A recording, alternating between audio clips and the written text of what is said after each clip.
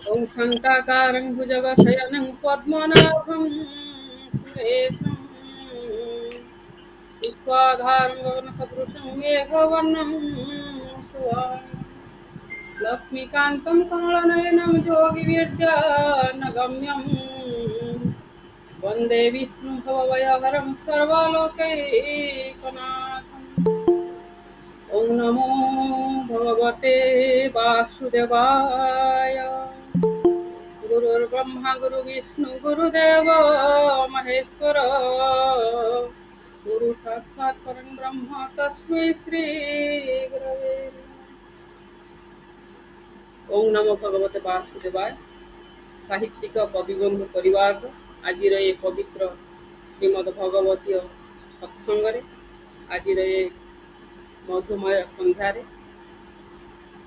अष्टम स्कंदर त्रयोविंश अध्याय उपस्थित होती आपण मैंने ओडिशार जड़े जड़े दिग्गज व्यक्तित्व सर्वप्रथमे आपण मान समस्त मोर शब्दर साफल्यमंडित करने समस्त को भगवतमुखी करने उपस्थित अच्छा आम सहित पंडित श्रीजुक्त भावग्राही मिश्र महोदय, पंडित श्रीजुक्त गोपाल कृष्ण पंडा महावाग, पंडित श्रीजुक्त श्याम सुंदर दास महावाग, तत्सहित अनुपमा नाथ शर्मा आपा, अर्जुन कुमार सामल भाई, आम साबर कवि श्रीजुक्त वीरकिशोर नायक बाबा, विष्णुप्रिया आपा, चंद्रिका भूरी, गणेश्वर बेहरा महोदय, पंडित जगन्नाथ षडंगी आज्ञा, पंडित श्रीजुक्त चंडाल मिश्र महोदय, मनोरंजन परिड़ा महोदय, रवींद्रनाथ पंडा आज्ञा, राजकिशोर मिश्र महोदय, रतिनारायण भाई, ज्योतिर्विद पंडित श्रीजुक्त शक्तिपद मिश्र आज्ञा, शकुंतला मिश्र महोदय, सरोज कुमार मिश्र महोदय, शंकर प्रसाद पंडा आज्ञा, आम पंडित श्रीजुक्त सूर्य कुमार पाणीग्राही महोदय, आम माँ सुषमा माँ और बासठी त्रिपाठी महोदय, समस्त को आज पवित्र संध्या को सभक्तिक स्वागत शुभेच्छा अभिनंदन सह समस्त पाद पद्म मोर सभक्तिगत प्रणाम। सुखमुखादमृत द्रव संयुतम पीबत भागवतम रसमाणयं मुहुरहो रसिका भुवि भावुका। ओम नमो भगवते वासुदेवाय। अष्टम स्कंद त्रयोविंश अध्याय। तेईसे पड़ी कुसुतले स्वर्गरे इंद्र को स्थापिले। श्रीशुक उवाच एमंते विष्णु मुख शुणी बलि कृतार्थ प्रायमणि साधु सुमति से स्वभावे प्रसन्न मने प्रिय भावे कर अंजलि शिरे धरी रोम पुलके अश्रु भरी प्रणाम करी विष्णु पादे बोले आनंद गद गदे।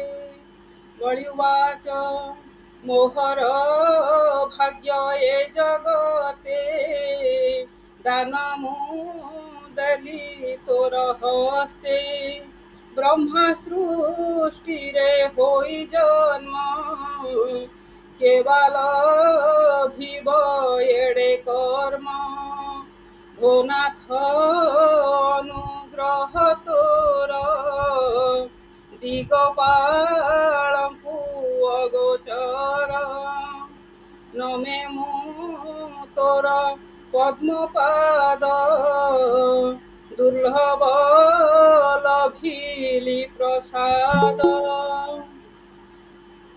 श्रीशुक उवाच एमंत विष्णु आगे कही पुत्र कलत्र संगे लही बड़ी जे बसिला निश्चले गोविंद जग माया बले हुंकार नाद बेगे करी नाभिरूपाद जात करी बड़ी देखते बेनी डोले गोविंद चापिले पाताले भक्त वत्सल भावग्राही सुतलपुरे ठाब देई तक्षणे सुतले प्रवेश शुभिला जय जय घोष इंद्र कुवाणी तो समने स्थापिले अमर भुवने ଅଦିତି କଲା ପୟବ୍ରତ ସଫଳ କଲେ ଗୋପୀନାଥ।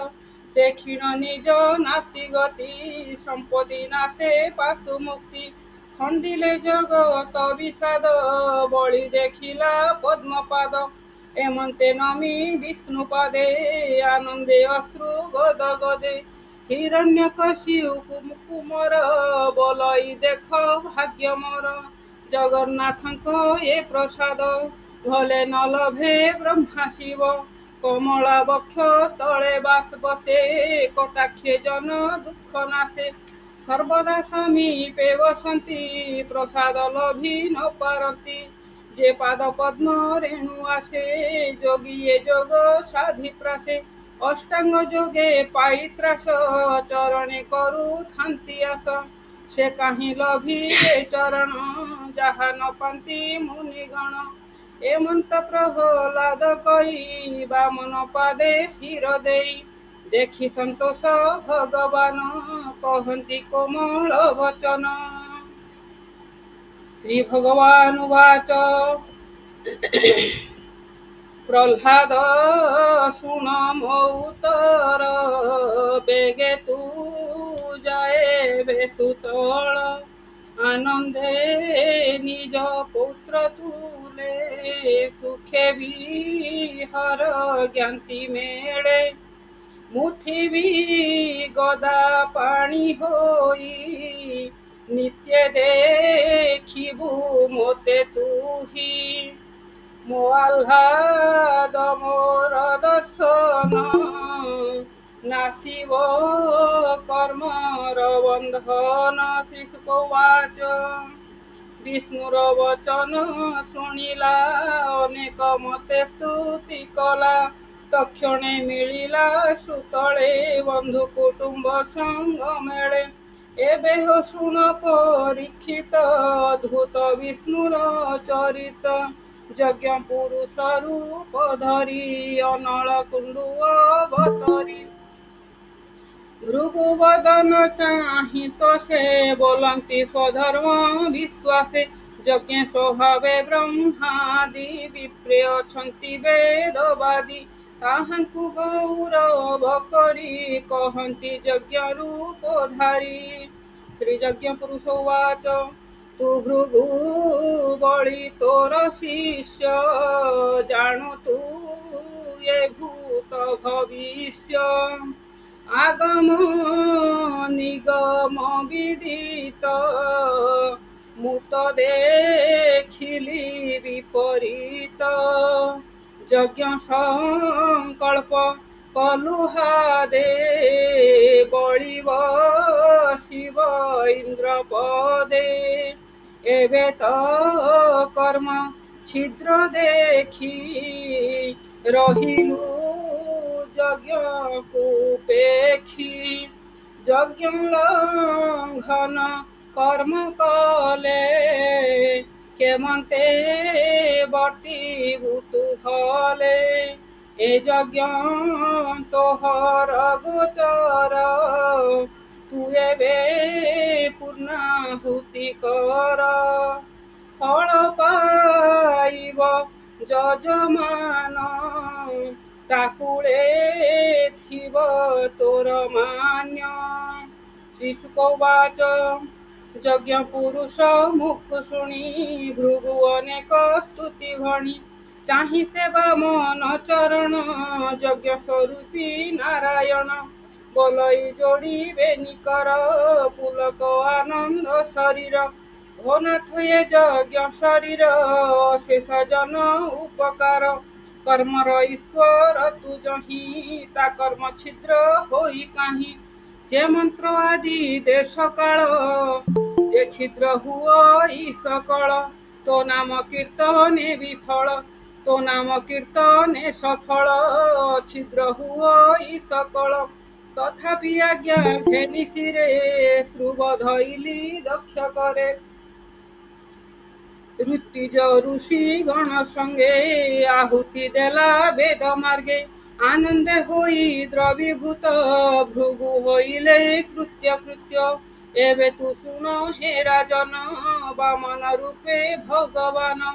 বলির হস্তু ঘেনি দান কপটে দে তিনি ভুবন ইন্দ্রকু ইন্দ্র পদে স্থাপি তিনি ভুবনে তনু ব্যাপী বিষ্ণুর দেখি দিব্যগতি সকলে দেবে বেদপতি ভৃগু অঙ্গিরা ঘেনি তুলে পিতৃরাজর্ষি দক্ষ মেলে কুমার মেলে ভূতপতি মিଳିଲେ କଶ୍ୟପ ଦିତି ଦିଗପାଳଙ୍କୁ ସଙ୍ଗେ ଘେନି କଳ୍ପ କୁସୁମ ଗଙ୍ଗା ପାଣି ବାମନ କରି ଅଭିଷେକ ସର୍ବ ସମ୍ପଦେ ମନ ସୁଖ ଅଶେଷ ନୃତ୍ୟ ଗୀତ ବାଦେ ବାମନ ସ୍ଥାପି ପଡ଼ି ପାଦେ সর্বসম্পদ সঙ্গে ঘেনি মঙ্গল বেদ নাদে ধ্বনি ব্রহ্মা শঙ্কর তো সমনে বামনে বসাই বিমানে আনন্দে প্রজাপতি বলে সকলে সৎস্বর্গ পুর গলে ইন্দ্র বামন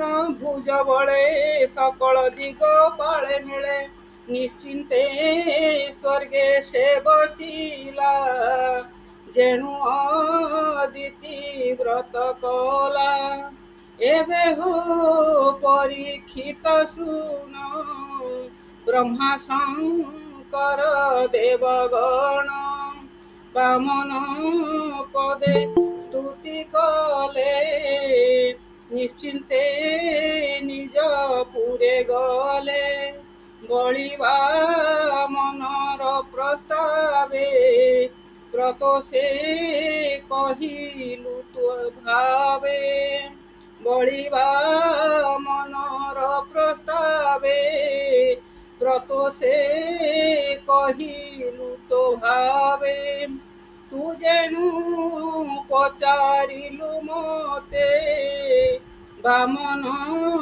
রূপ তো অগ্রতে কহিলু আদি অন্ত করি যে কথা শ্রবণে নিস্তরি বিষ্ণু মহিমা কে কহিব যাহা ন জানে ব্রহ্মা শিব ভূমিরে রেণু ଅଛି যেতে গণন্তা থিবে বা জগতে হরি মহিমা সংখ্যাকারী সংসারে নাহি দেহ ধরি অদ্ভুত চরিত বামন যে করে শ্রবণ কীর্তন সকল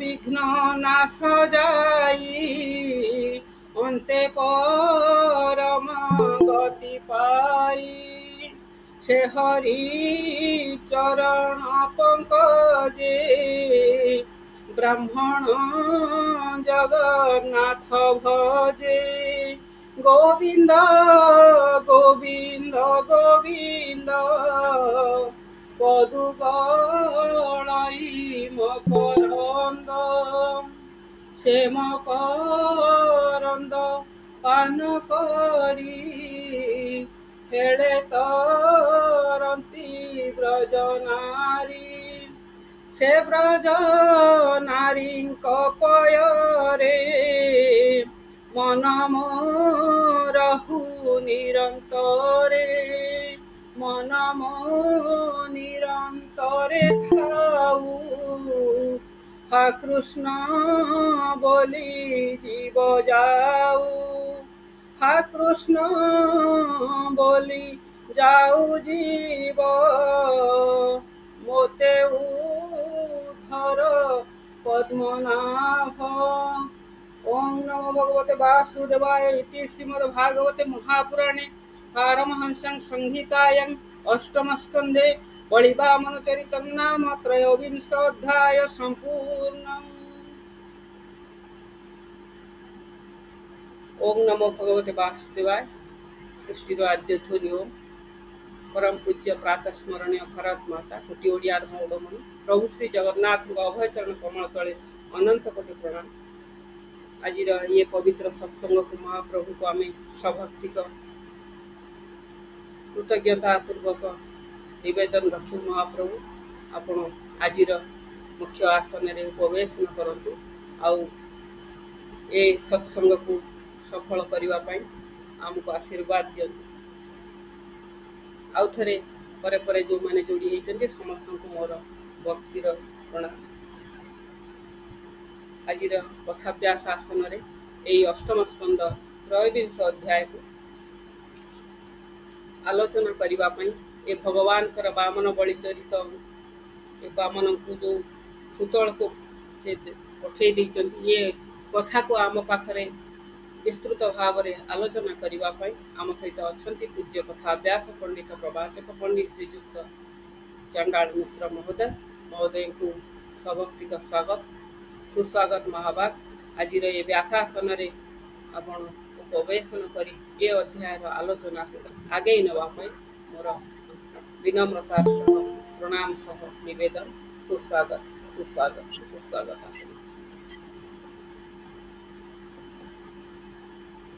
ओम श्री गणेशाय नमः। ओम नमो भगवते वासुदेवाय। वागीशाजस्य वदने लक्ष्मीर्जस्य च वक्षसि यस्यास्ते हृदये संवित् तं नृसिंहमहं भजे। विश्वसर्ग विसर्गादि नवलक्षण लक्षितं श्रीकृष्णाख्यं परं धामं जगद्धामं नमामत। माधवो माधवो विशौ सर्वसिद्धि विधायिनौ वन्दे परस्परात्मानौ परस्पर अनुतिप्रियौ। मुखं करोति वाचालं पङ्गुं लङ्घयते गिरिं यत्कृपातमहं वन्दे परमानन्दमाधवं। यं ब्रह्मा वरुणेन्द्र रुद्रमरुत स्तुन्वन्ति दिव्यैस्तवे वेदैः साङ्गपदक्रमोपनिषदैर्गायन्ति यं सामगा। ध्यानावस्थित तद्गतेन मनसा पश्यन्ति यं योगिनः यस्यान्तं न विदुः सुरासुरगणा देवाय तस्मै नमः। नारायण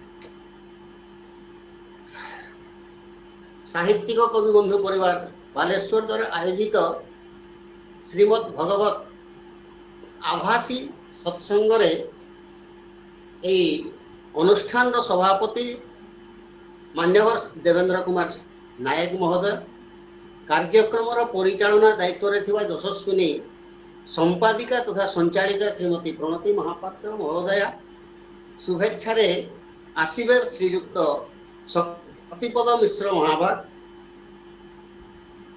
ये तार सर्वस्व भगवान को चरण रे अर्पण करदेला से भलिया जने महान व्यक्ति एभली दुर्दशार सम्मुखीन हेले कहीं से बलि पचारि भगवान बामन को जे मोर दुरवस्थार कारण कौन प्रभु। बामन भगवान बुझाऊँच बलि को जे तुमे जते बड़े यज्ञ आरंभ करिथिल सेतेबेले अग्रपूज्य गणेश को सर्वप्रथमे पूजा करिवार कथा किंतु तुमे अवमानना करथिल एवं सेतेबेले कहिथिल जे भगवान को उद्देश्य रे यज्ञ मु आरंभ करिछि सेही भगवान को ठारू गणेश तो निहाती सान तेणु तांकर उपासना मु करिबि नाही केवल से यज्ञ पुरुष भगवान को ही उपासना करिबि। सेतेबेले तुम देह रे गोटे भेदभाव सृष्टि ही गला जे तुमे अनुभव करि पारिलो नाही जे गणेश जीए भगवान भी सीए मोर से गोटे अन्य रूप जेहेतु से विघ्नहर्ता एवं विघ्नकर्ता से विघ्न उपजाइबा पई मते कहिथिले तेणु एई भलिया गोटे दुरवस्थार सम्मुखीन तुम आज हेइछ सेतेबेले इटा आज मते मिली जाइछि। तो एठी त्रयोदश अध्याय को जेतेबेले हम जाउछु सेतेबेले कुहा जाइछि तेई से बड़ी कुसुतड़े स्वर्ग रे इंद्र को स्थापिले। अदिति पयोव्रत करिथिले उद्देश्य थिला तांकर पुत्र इंद्र तार पूर्व संपत्ति स्वर्ग संपत्ति फेरी पाइब सेही उद्देश्य रे आयोजित पयोव्रतर फल स्वरूप भगवान आजिर एही आलोचना भितरे इंद्र को स्वर्गपद देदेवे एवं बलि को देवदुर्लभ सुतल रे नहीं स्थापन कर। आउ टिके कथा आपन सम्मुख रे रखिबा पई मु चाहिबी भगवान तांकर तृतीय पाद नाभिरु बाहर करथिले आम लौकिक लोकाचार भी लोके कहती जो मैंने वितंडिया जुक्ति करती से उद्देश्य कह जाए तू कौन नाभि गोटे पाद बाहर करुचु भगवान बामन नाभि प्रकृत पाद बाहर करते कि नहीं सेटा तो संस्कृत भागवत लेखा ही ना किंतु जगन्नाथ दास कृत ये प्राकृत भागवत से तृतीय पादटा नाभि पद्म बाहरी बोलिक कहमी भी हो भगवान तृतीय पाद स्थान नथिला सेतेबेले बलि तांकर मस्तक भगवान सम्मुख रखीदेले एवं कहले आपणकर तृतीय पाद मोर मस्तक रखी दिया ये गोटे कथा कहुई पारे जे परमात्मा भगवानंकर हाथ किंबा पाद भक्तर मस्तक जेतेबेले स्पर्श करे सेतेबेले ते मस्तक स्थित बुद्धि जो बुद्धि मध्यरे किछि कामना एवं किछि वासना लुचिक रही थाए भगवानंकर हाथ किंबा पादर स्पर्श जेतेबेले हो जाए से कामना एवं वासना समूले लोप पाई जाए बोली कह जाए गोपी गीतार गोटे कथा मुझे सम्मुख में कहबी गोपी माने कहते शिरसीधे हीनम श्रीकर ग्रहम अर्थात गोपी मान मस्तक प्रभु श्रीकृष्ण हाथ सबुबले स्पर्श हेउथाउ फल भीतर छपी रही से कामना वासना दूर हो तो प्रेम भक्ति करुले अन्यथा बलि कहते जे पदम तृतीय शीर्णं में निजम अर्थात आपणकर जदि तृतीय पाद अच्छी ताहले आपण मो मस्तक से तृतीय पादटी रखी दिंतु जार फल मो भीतर थिबा एई अहं भाव मो भीतर किसी वासना जदि छुपिक रही थाए ताहले सेटा समूले नष्ट हो जाऊ एई कामना करी से तांकर मस्तकटा प्रभुंक पाद तଳରେ रखी देइतिले एवं दान करिबा बेले आमे निहाती स्वीकार करिबा बलि कहूतिले आपण सर्वस्व मागंतु मु आपनकु देई देबी मोर धन जन यौवन आउ जहाँ किछि भी आपनकर दरकार आपण अकुंठ चित्तर मागि नियंतु मु आपनकु देई देबी किंतु बलि बामन बारंबार मना करिसंती केवल 3 पाद भूमि व्यतीत तांकु अन्य कोनोसी जिनिसर आवश्यकता नथिला परिशेष से जो अहं भाव टिकक रही यही संपत्ति मोर यही स्वर्गटा मोर यही मर्त्यटा मोर यही भाया जो मोकार भावटा थिला से मोकार भाव बोधे बलि को वरुण पाशरे बांधी दिगला यहाँ मोर जहाँ कल्पना जितेबले तांकु बांधी दि जाइए सेतेबले दाता बलि दीन हो जाइछंती दो दिन हो दिन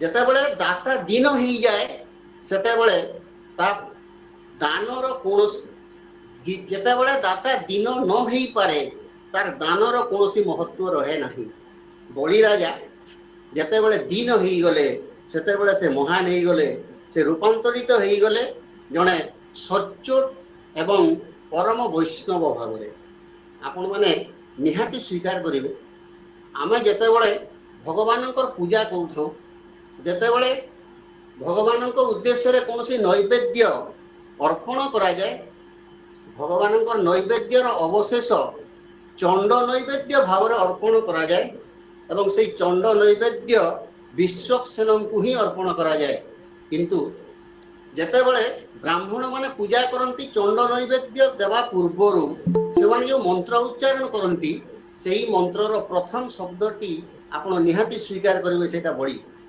से मंत्रटी है बलिर विभीषण विष्णु प्रह्लाद नारदार्जुन कपिल सांबरीश्च विश्वक्सेन सुत सॉरी कपिल सांबरीश्च वसुर्वायु सुखसुत विश्वक्सेन ध्रुवाक्रूर सनकाद्य महर्षय प्रसाद वासुदेवस्य सर्वे गृह्णान्तु वैष्णवा यही मंत्र उच्चारण करी भगवान उद्देश्य रे तांकर भक्त मानकु सेही परम वैष्णव मानकु चंड नैवेद्य अर्पण करा जाए अर्थात मोर कहबार उद्देश्य है जो बलि जड़े सामान्य असुर पराक्रमी योद्धा जार कि आसुरिक प्रवृत्ति निहाती रहिबा कथा सेही भली जड़े व्यक्ति चंड नैवेद्य प्रदान करिवार मंत्र रे प्रथमे स्थानित हेले एटा किछि कम कथा नै एके तो तांकु सुतल प्रदान कर देले भगवान जहाँकि देवदुर्लभ बोली आमे कहूछु ब्रह्मा विष्णु सॉरी ब्रह्मा शिव एवं लक्ष्मी को मध्य से जगहटा दुर्लभ बोली कहा जाइछि ता सहित चंड नैवेद्यर प्रथम शब्द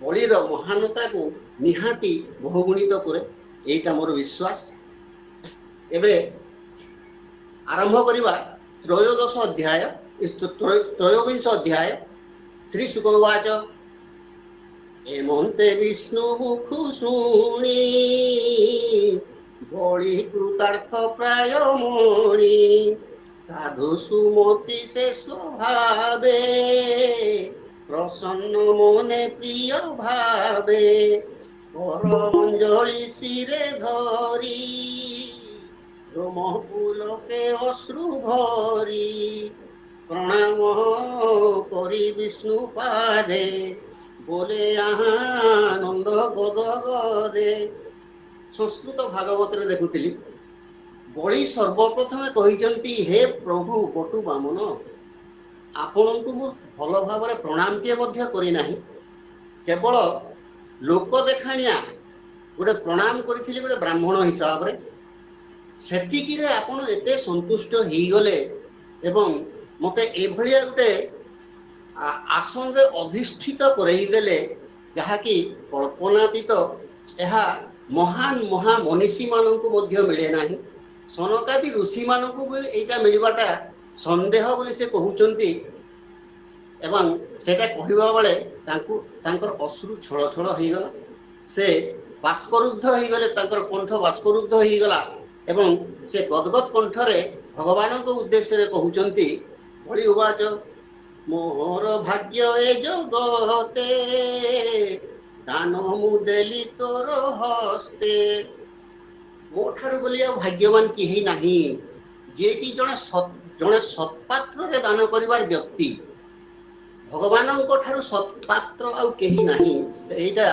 या पूर्वर मध्य से आलोचना करा होतरा सत्पात्र रे दान करिवा पई जेहेतु स्वयं भगवान आजि बलि सम्मुख रे उपस्थित हेइछंती भिक्षा माइवा पई अजाचित भाव रे बलि तांकु जाति देइछंती अनेक गुडे जिंस किंतु ग्रहण करू नाहंती भगवान सेई सत्पात्र रे दान करिथिबा व्यक्ति बलि से आजि तांकु दान देकिरी निजकु महान बोली मने करूछंती बहुत भाग्य मने करती ब्रह्मा सृष्टि रे होई जन्म के बालो भीव एड़े कर्म ब्रह्मा सृष्टि कले ब्रह्मांक सृष्टि करबा मूलरे सेई भगवानंकर करुणा निहाती छपी रहिछि एइटा हम पूर्व स्कंध मानकर आलोचना करि सारी जते बेले ब्रह्मा निराश हो जाइथिले सेते बेले सेई परम पुरुष भगवान को ही स्मरण करथिले एवं सृष्टि सर्जन रे सहयोग करथिले सेई ब्रह्मांक सृष्टि रे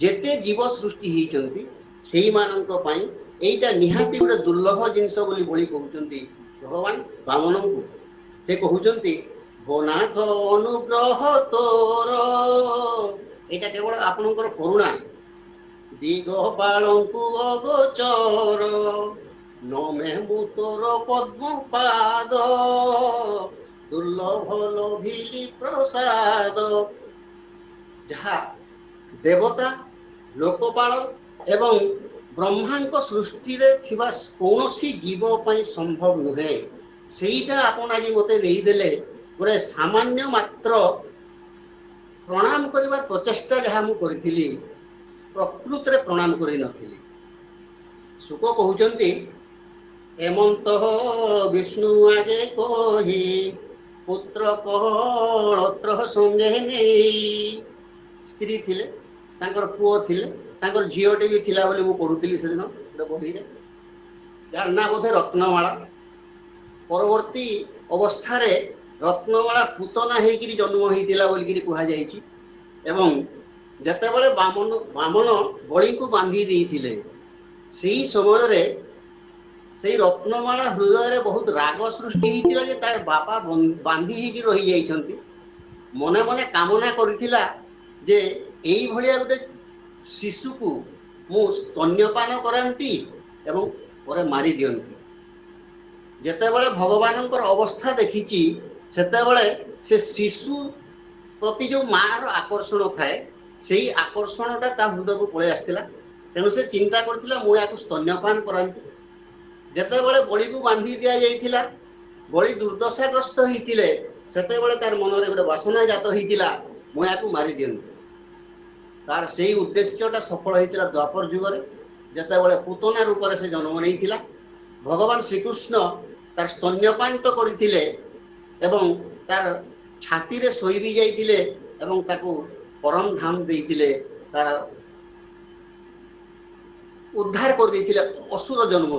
एटा भी मु पढुतिली से दिन गोटे बही रे। पुत्र कलत्र संगे लई बळी जे बसिला निश्चले गोविंद जोग माया तो बळे। समस्त को लेकिन भगवान पाद तल आश्रित हो गले बळी महाराज। हुंकार नाद बेगे करी नाभिरु पाद जात करी। ये जो वाक्यटी हुंकार नाद बेगे करी नाभिरु पाद जात करी एटा हला तृतीय श्लोकर अनुवाद। किंतु मु संस्कृत भागवत रे देखुतिली जे सेही जगह रे तांकर नाभिरु पाद काढिबा विषय लेखा ही नथिला।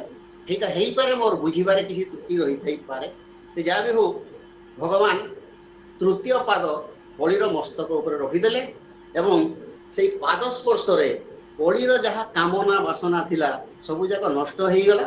तार सकाम बुद्धि निष्काम बुद्धि रे परिणत हो गला। बळी देखन्ते बेनी डोळे गोविंद चापिले पाताले सीधा नहीं सुतल रे पहुंचे देले भगवान।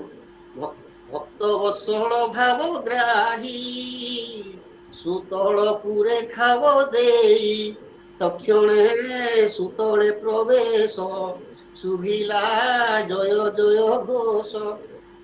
देवता किन्नर राक्षस समस्ते देखुतिले जेतेबेले भगवान नहीं कि गोटे अनन्य स्थान रे पहुंचे देले महाराज बळी को सेतेबेले समस्ते जय जय नाद कले। इंद्र कुआणी तो समने स्थापिले अमर भुवने। जेउ अमर भुवन पाइबा पाई माता अदिति पयोव्रत करिथिले आजी माता अदितिंकर सही मनोवांछा भी सिद्ध होईची एवं देवता माने तांकर स्वर्ग लोक फेरी पाइचंती एवं बळी जाइकि सुतल रे पहुंची जाइछे। अदिति कोला पयोव्रत सफल कले गोपीनाथ देखिन निज नाती गति संपत्ति नासे पाशु मुक्ति। प्रहलाद देखुले सब चरित्र देखिन निज नाती गति तांकर नाती बळीर गति देखिकरी संपत्ति नासे पाशु मुक्ति सबु संपत्ति नष्ट हो गला एवं वरुण पाशरु महाराज बळी मुक्त हो गले।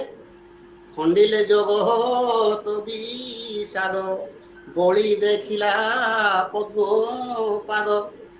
जो तृतीय पाद रे बळी को पाताल रे चापी दिया गला सही पाद बोधे महान महान ऋषि मुनि देखि नथिबे किंतु केड़े सौभाग्य से बळी महाराजांकर सही पादर दर्शन करिवार सौभाग्य से आज पाइचंती।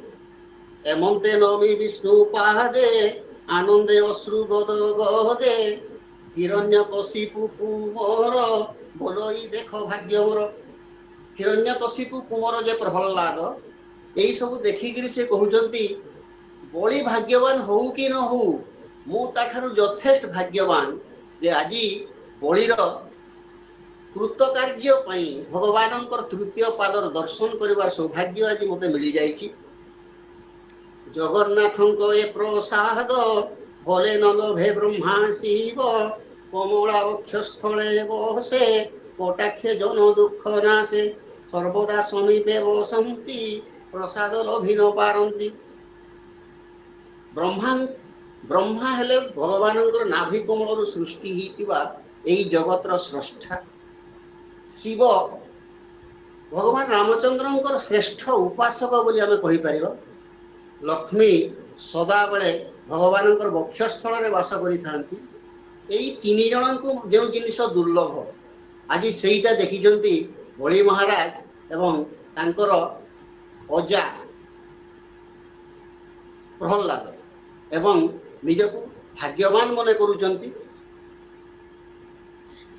जे पद पद्म रेणु आहासे जोगी जोग साधि प्रासे अष्टांग जोगे पाई त्रास चरणे करू थांती आस। ता बाहरे जो मुनि ऋषि माने अष्टांग जोग साधन करंती सेई मानक पई मध्य एई पद्म पादटी पाद पद्मटा दुर्लभ बोली कहउचंती। से काहि लभिबे चरण जहान पांति मुनिगण एमंत प्रहल्लाद कही बामन पादे शिर देई देखी संतोष भगवान कहती कोमल वचन। आपण देखिबे षष्ठ श्लोकर अनुवाद परे सप्तम एवं अष्टम दुईटी श्लोकर अनुवाद अति बड़ी जगन्नाथ दास करी नाहंती। मु संस्कृत भागवतरु से दुईटा श्लोक आपण मानक उद्देश्य रे सुणी देवा पई चाहे। सप्तम श्लोक रे कहा जाई कि जत्पाद पद्म करंद निसेवणेन ब्रह्मादय शरण दास्नुवते विभूति तस्माद् वयं उश्रुतयः फलजो नयस्ते दाक्षिण्य दृष्टि पदमें भवतः प्रणीता। एटा सप्तम श्लोक माने प्रहल्लाद जहाँ स्तुति कले तार कियद अंश सप्तम एवं अष्टम श्लोक रे ही रही। से कहउचंती हे शरणागत वत्सल भगवान ब्रह्मादि लोकपाल माने आपणकर चरण कमलर मकरंद सेवन करी एही सृष्टि को सर्जना करिछंती सत से माने आपणकर विभूति को नहीं ए सृष्टि सर्जना करबा पई समर्थ हेइचंती। आम भली असुर मानक उपरे एपरि अनुग्रह दृष्टि आपण किपरि पकैले एमिति कि आपण आज असुर साम्राज्यर द्वारपाल हेबा पई मध्य स्वीकृति प्रदान करछ। अष्टम श्लोक रे कहा जाई कि चित्रं तवे हित मोहमित जोग माया लीला विसृष्ट भुवनस्य विशारदस्य सर्वात्मनः समदृशो विषमस्य भावो भक्त प्रियो जदसी कल्पतरु स्वभाव। अष्टम श्लोक से कहउचंती भक्त प्रहल्लाद कहउचंती आपण निजर जोगमाया द्वारा सेई शक्ति द्वारा एई समस्त सृष्टि सर्जना करि पारंती एई सृष्टिर पालन मध्य करि पारंती एवं आवश्यक हेले एई सृष्टि को संहार मध्य करि पारंती। आपण एकाबळके सृष्टि स्थिति एवं प्रलय कारण एथिरे विरुक्ति नाही। आपनको स्वभाव कल्पवृक्ष ठारू कम नुहे कारण आपण आपणकर भक्त मानकु अत्यंत स्नेह करंती। सेठी गोटे कथा कह जाई तेणु बेले बेले आपणक ठारे उपासक मानक प्रति प्रेम भाव जागृत हुए एवं विमुख मानक प्रति आपण निर्दयता मध्य प्रदर्शन करंती। आपण एई भली जणे परम कारुणिक भगवान। एटा सुनिला परे भगवान कहउचंती प्रहलादक उद्देश्य रे प्रहलाद सुन मो गुत्तर बेगे तु जाएबे सुतल आनंदे निज पुत्र तुले सुखे विहर ज्ञाति मेले। हे कहउचंती हे भक्त प्रवर प्रहलाद नाती सहित तुमे मध्य से सुतल को गमन कर एवं सेई जगह रे पौत्रंक सहित तमे सुखरे विहार कर सुखरे सेई जगह रे कालातिपात कर। ते पुणी कहिले मुखी भी गोदा पानी होई नित्य देखिबु मते तुही। केवल जे सुतल रे नाती सहित तू सुखरे रहबु सेटा नुहे सेई जगह रे मु गदा हस्त रे छिड़ा हेइतिबी प्रति मुहूर्त रे तू मोर दर्शन करूथिबु। मो आह्लाद मो दर्शन नासिब कर्मर बंधन। मु जते बेले तो सम्मुख रे प्रति मुहूर्त रे रहितिबी सेते बेले एई कर्म रूपक बंधन तते बांधी पारिबो नाही। तेणु बळी सहित तुमे मध्य सेई सुतलगामी ही जाओ। एइटा प्रहलादक प्रति भगवान वामनकर आदेश थिला बोली कहि पारिबो। सुख कहउचंती श्री सुखवाच विष्णुर वचन शुणिला अनेक मते स्तुति कला तक्षणे मिलिला सुतले ବନ୍ଧୁ କୁଟୁମ୍ବ ସଙ୍ଗ ମେଳେ ଏବେ ହୋ ଶୁଣ ପରୀକ୍ଷିତ ଅଦ୍ଭୁତ ବିଷ୍ଣୁର ଚରିତ। ଏମିତି ସ୍ତୁତି କଲା ପରେ ସମସ୍ତଙ୍କୁ ନେଇକରି ଭଗବାନ ବାମନଙ୍କୁ ପ୍ରଦକ୍ଷିଣ କରିଛନ୍ତି ବଳି ସହିତ ତାର ସମସ୍ତ ଜ୍ଞାତି କୁଟୁମ୍ବ ଏବଂ ସେମାନେ ସୁତଳକୁ ଯାଇଛନ୍ତି। ଯଜ୍ଞ ପୁରୁଷ ରୂପ ଧରି ଅନଳ କୁଣ୍ଡୁ ଅବତରି ଭୃଗୁ ବଦନ ଚାହିଁ ତ ସେ ବୋଲନ୍ତି ସ୍ୱଧର୍ମ ବିଶ୍ୱାସେ। ଯଜ୍ଞ ସ୍ୱଭାବେ ବ୍ରହ୍ମା ଆଦି ବିପ୍ରେ ଅଛନ୍ତି ବେଦବାଦୀ ତାହାଙ୍କୁ ଗୌରବ କରି କହନ୍ତି ଯଜ୍ଞ ରୂପ ଧାରୀ। ପାତାଳ ବା ସୁତଳଟା ପ୍ରଦାନ କରିଦେଲେ ବଳିଙ୍କୁ।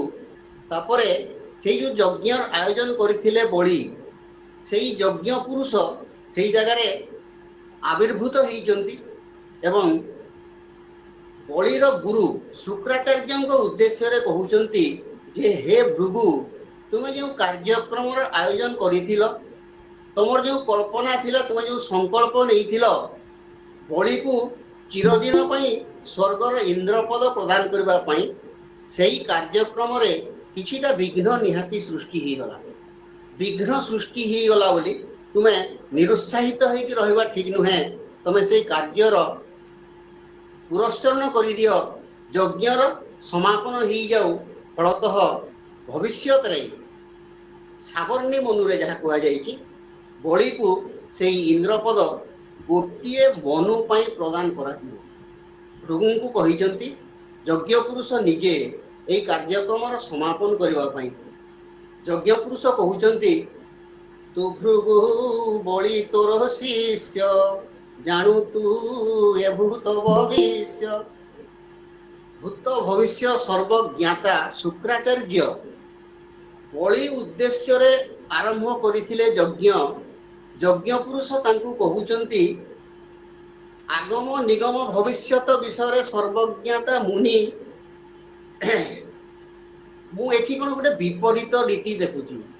ଯେତେବେଳେ ଗୋଟେ ବିଘ୍ନ ସୃଷ୍ଟି ହେଇଗଲା ତୁମେ ଚୁପଚାପ ବସି ରହିଛ କାର୍ଯ୍ୟର ସମାପନ କରୁନାହ।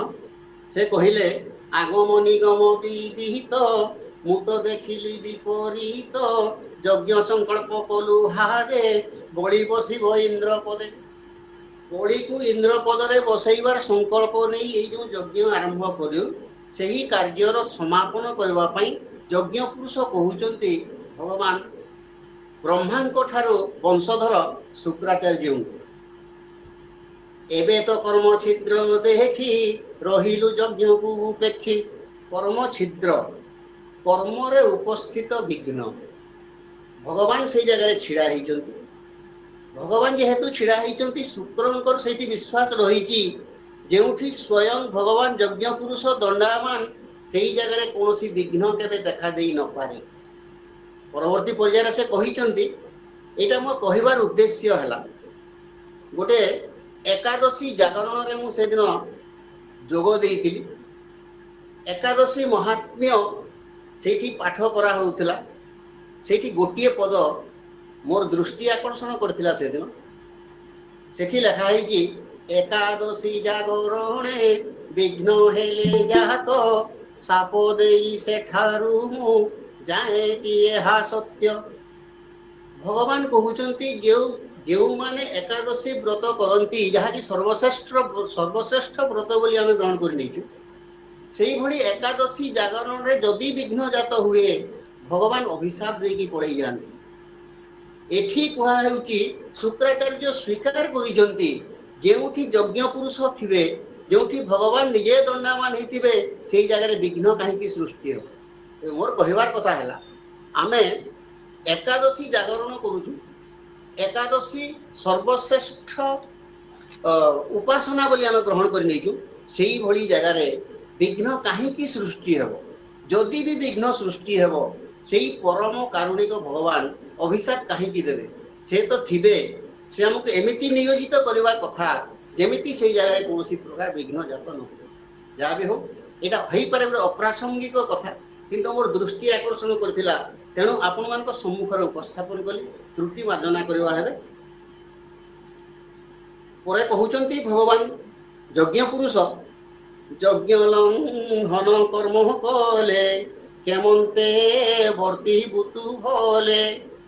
যজ্ঞ লঙ্ঘন কর্ম যদি କରାଯାଏ ତାହେଲେ ତୁ ସେଇଠାରୁ ବର୍ତ୍ତି ପାରିବୁ ନାହିଁ। ତେଣୁ ତୁ ଏଇ କାର୍ଯ୍ୟକ୍ରମର ସମାପନ କର। এইটা ହେଲା ଭଗବାନଙ୍କର ଆଦେଶ ଶୁକ୍ରାଚାର୍ଯ୍ୟଙ୍କ ପ୍ରତି। ଏ ଯଜ୍ଞ ତୋହର ଗୋଚର ତୁ ଏବେ ପୂର୍ଣ୍ଣାହୁତି କର। ଫଳ ପାଇବ ଯଜମାନ ତାକୁଳେ ଥିବ ତୋର ମାନ। ଯେଉଁ ଯଜ୍ଞର ଆୟୋଜନ କରିଥିଲ ସେଇ ଯଜ୍ଞର ସମାପନ ହେଇଯାଉ, ପୂର୍ଣ୍ଣାହୁତି ହେଇଯାଉ, ଫଳତଃ ତମର ଯଜମାନ ବଳି ଭବିଷ୍ୟତରେ ସେଇ ଫଳ ନିହାତି ପାଇବ। ଏଇ ଆଶା ସଞ୍ଚାର କରିଦେଲେ ଶୁକ୍ରାଚାର୍ଯ୍ୟଙ୍କ ହୃଦୟରେ ଭଗବାନ ଯଜ୍ଞ ପୁରୁଷ। ଶୁକ କହୁଛନ୍ତି, ଶ୍ରୀ ଶୁକବାଚ ଯଜ୍ଞ ପୁରୁଷ ମୁଖୁ ଶୁଣି ଭୃଗୁ ଅନେକ ସ୍ତୁତି ଭଣି। ଚାହିଁ ସେ ବାମନ ଚରଣ ଯଜ୍ଞ ସ୍ୱରୂପୀ ନାରାୟଣ। ବୋଲଇ ଯୋଡ଼ିବେନି କର ପୁଲକ ଆନନ୍ଦ ଶରୀର। ଭଗବାନଙ୍କ ଉଦ୍ଦେଶ୍ୟରେ ଶୁକ୍ରାଚାର୍ଯ୍ୟ କହୁଛନ୍ତି, ଭୋନାଥ ଏ ଯଜ୍ଞ ଶରୀର ଅଶେଷ ଜନ ଉପକାର।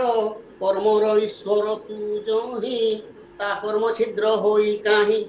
এইটা ମୁଁ କହୁଥିଲି ଆପଣମାନଙ୍କୁ, ଯେଉଁ ସ୍ଥାନରେ ଭଗବାନ ନିଜେ ଦଣ୍ଡାୟମାନ ହେଇଥିବେ ସେଇ ଜାଗାରେ କୌଣସି ପ୍ରକାର ବିଘ୍ନ ସୃଷ୍ଟି ହେବାର ଆଶଙ୍କା ମଧ୍ୟ କରିବା ଠିକ ନୁହେଁ। ଏଇଟା ହେଲା ମୋର ମତ। ତେଣୁ ଶୁକ୍ରାଚାର୍ଯ୍ୟ ମଧ୍ୟ କହୁଛନ୍ତି, ହେ ଯଜ୍ଞ ପୁରୁଷ ଭଗବାନ, ଆପଣ ଯେଉଁଠାରେ ଦଣ୍ଡାୟମାନ ହେଇଛନ୍ତି ସେଇ ଜାଗାରେ ବିଘ୍ନ ହେବାର କଳ୍ପନା ମଧ୍ୟ କରାଯାଇ ନପାରେ। ଯେ ମନ୍ତ୍ର ଆଦି ଦେଶ କାହାଳ ଯେ ଛିଦ୍ର ହୁଅ ସକଳ। ଯଦି କିଛି ବିଘ୍ନ ସୃଷ୍ଟି ହେଇଥାଏ ସେଇଟା ଆପଣଙ୍କର ନାମ ସଂକୀର୍ତ୍ତନ ଯଦି କରି ଦିଆଯାଏ ତାହେଲେ ସେଇ ନାମର ପ୍ରଭାବ ଫଳରେ ସେଇ ବିଘ୍ନଟା ସମୂଳେ ନାଶ ପାଇଯିବ। ଏଥିରେ କୌଣସି ପ୍ରକାର ଦ୍ୱିରୁକ୍ତି ନାହିଁ। ତଥାପି କହିଲେ, ଯେହେତୁ ଆପଣ ମୋତେ କହିଛନ୍ତି ଯଜ୍ଞର ସମାପନ କରିବା ପାଇଁ, ତେଣୁ ସେ କହିଲେ ତଥାପି ଆଜ୍ଞା ଘେନି ତୋର ତଥାପି ଆଜ୍ଞା ଘେନି ଶିରେ ଶ୍ରୁବୋଧ ଇଲି ଦକ୍ଷ ପରେ। କରିବି, ଯେହେତୁ ଆପଣ ମୋତେ ଆଦେଶ ଦେଲେ, ଆପଣଙ୍କର ଆଦେଶ ଶିରୋଧାର୍ଯ୍ୟ କରି এই ଯଜ୍ଞର ସମାପନ କରିବି। এটা ସ୍ୱୀକୃତି ଦେଲେ ଶୁକ୍ରାଚାର୍ଯ୍ୟ। ଋତ୍ବିଜ ଋଷି ଗଣ ସଙ୍ଗେ ଆହୁତି ଦେଲା ବେଦ ମାର୍ଗେ। ଆନନ୍ଦେ ହୋଇ ଦ୍ରବୀଭୂତ ଭୃଗୁ ହୋଇଲେ କୃତ କୃତ୍ୟ। ପୁରସ୍କରଣ ବି କରିଦେଲେ ଏବଂ ତାଙ୍କର ହୃଦୟ ଭିତରେ ପୁଲକିତ ହେଇଗଲେ, ସେ ଖୁସି ହେଇଗଲେ। ଏବେ ତୁ ଶୁଣ ହେ ରାଜନ ବାମନ ରୂପେ ଭଗବାନ। ବଳିର ହସ୍ତୁ ଘେନି ଦାନ କପଟେ ତିନି ଭୁବନ। ଇନ୍ଦ୍ରକୁ ଇନ୍ଦ୍ର ପଦ ଦେ ସ୍ଥାପି ତିନି ଭୁବନେ ତନୁ ବ୍ୟାପୀ। ଇନ୍ଦ୍ରକୁ ପୟୋବ୍ରତର ଫଳ ପ୍ରଦାନ କରିଦେଲେ, ବଳିକୁ ସୁତଳରେ ସ୍ଥାପନ କରିଦେଲେ। ତାଙ୍କର ଅନ୍ତିମ ପର୍ଯ୍ୟାୟରେ ଯେଉଁ ପୟୋବ୍ରତର ଫଳ ଦେବତା ମାନେ ପାଇବା କଥା ସେଇଟା ସେ ଯାହାର ପ୍ରାପ୍ୟ ତାହାକୁ ଦେଇଦେଲେ। ବିଷ୍ଣୁର ଦେଖି ଦିବ୍ୟ ଗହତି ସକଳ ଦେବେ ବେଦ ପହତି। ଭୃଗୁ ଅଙ୍ଗିରା ଘେନି ତୁଲେ ପିତୃରାଜର୍ଷି ଦକ୍ଷ ମିଳେ। କୁମାର ମେଳେ ଭୂତପତି ମିଳିଲେ କଶ୍ୟପ ବଦିତି। এই ସମସ୍ତେ একত্রিত ହେଇଗଲେ ଏବଂ ସେତେବେଳେ ଦେବର୍ଷି ପିତୃଗଣ ମନୁ ଦକ୍ଷ ଭୃଗୁ ଅଙ୍ଗିରା ସନତ କୁମାର ଏବଂ ଶିବଙ୍କୁ ନେଇ କଶ୍ୟପ ଏବଂ ଅଦିତିଙ୍କର ପ୍ରସନ୍ନତା ନିମନ୍ତେ ସକଳ ପ୍ରାଣୀଙ୍କର ଅଭ୍ୟୁଦୟ ନିମନ୍ତେ ପ୍ରଜାପତି ମାନଙ୍କର ସ୍ୱାମୀ ଯେ ବ୍ରହ୍ମା, ସେ ବାମନ ଭଗବାନଙ୍କୁ ସମସ୍ତ ଲୋକ ଏବଂ ଲୋକପାଳ ମାନଙ୍କର ସ୍ୱାମୀ ପଦରେ ଅଭିଷିକ୍ତ କରିଦେଲେ। ଏଇଟା କାହିଁ ଟିକେ ପ୍ରାକୃତ ରୂପରେ ଟିକେ ଅବୁଝା ରହିଗଲା ଭଳିଆ ମୋତେ ଲାଗିଲା। ସଂସ୍କୃତ ଭାଗବତରେ ଲେଖା ହେଇଛି, ପ୍ରଜାପତି ମାନଙ୍କର ସ୍ୱାମୀ ବ୍ରହ୍ମା ଭଗବାନ ବାମନଙ୍କୁ ଲୋକ ଏବଂ ଲୋକପାଳ ମାନଙ୍କର ସ୍ୱାମୀ ପଦରେ ଅଭିଷିକ୍ତ କରିଦେଲେ। ଏଇଟା ଏଇ ପ୍ରାକୃତ ରୂପରେ ମୋତେ ଅନ୍ତତଃ ମିଳିଲା ନାହିଁ। ହୁଏତ ସେଇଟା ମୋର ବୁଝିବାର ଦୁର୍ବଳତା ହେଇଥାଇପାରେ। से जा भी हो दिगपाल को संगे घेनी कल्प कल्प कुसुम गंगा पहाणी बामन करी अभिषेक सर्व संपदे मन सुख बामन को अभिषेक कले बोली नवाक्षरी वृत्त रे लिखा जाइए अशेष नृत्य गीत बादे बामन स्थापी पड़ी पादे सर्वसहम पद संगे घेनी मंगल वेद नादे ध्वनि ब्रह्मा शंकर तो समने बामने बसाई विमाने बामन भगवान को विमान रे बसैकि से स्वर्ग आड़ को गति कले तापर लेखा है आनंदे प्रजापति बोले सकले स्वर्गपुर गले समस्त देवादेवी जहाँ से उपस्थित थिले समस्ते भगवान बामन को तांकर विमान रे बसैकि स्वर्ग आड़ को नहीं गले इंद्र बामन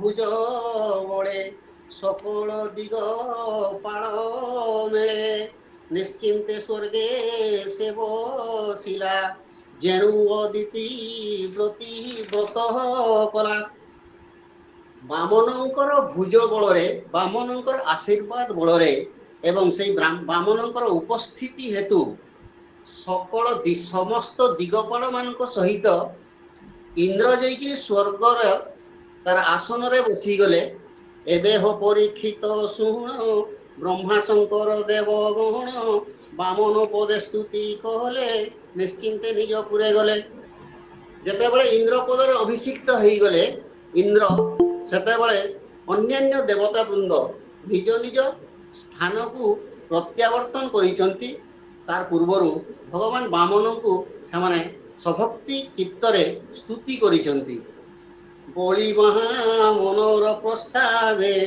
व्रत से कहिलु तो भावे तु जेणु पचारिलु मोते बामन रूप तो अग्रते सुकमुनि कहउचंती परीक्षितंक उद्देश्य रे जेहेतु बळी एवं बामन विषय तू पचारिथिलु तू तते सविशेष भाव रे बळी एवं बामनर चरित्र मु वर्णना कली विष्णु महिमा के कहिबो जहा न जाने ब्रह्मासी हिबो भूमि रे रेणु अच्छी जेते गणंत थिबे बा जगते गोटे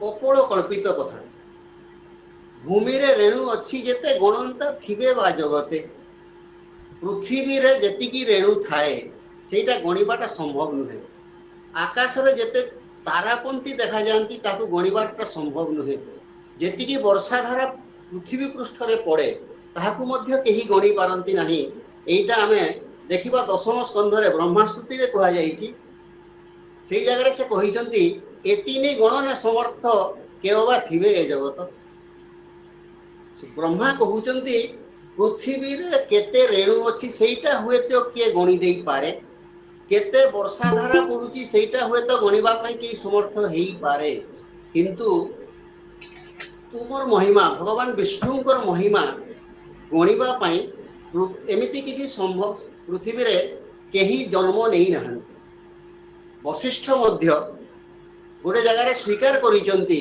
जे भगवानंकर महिमा गान करबा पई वर्तमान पर्यंत केही पृथ्वी रे बा जगत रे सृष्टि ही नहंती एबे मध्य हेई हेबे नाही किबा भविष्यत रे मध्य सृष्टि हेबे नाही केही ताहाको तांको महिमा गणी पारिबे नाही हुए तो से पृथ्वी रो रेणु संख्या को गणी देई पारंती हरि महिमा संख्या कारी संख्या रे संसारे नाही देहधारी अद्भुत चरित बामन जे करे श्रवण कीर्तन सकल विघ्न नाश जाई अंते परम गति पाई जदि कौन सी कार्यक्रम आयोजन करा जाए कौन सी यज्ञ का कार्य करा जाए ये तीनोटी यज्ञ विषय कहा जाए संस्कृत भागवत रे देव यज्ञ पितृयज्ञ एवं मनुष्य यज्ञ से जेकोसी यज्ञ भी ही था से यज्ञ आरंभ रे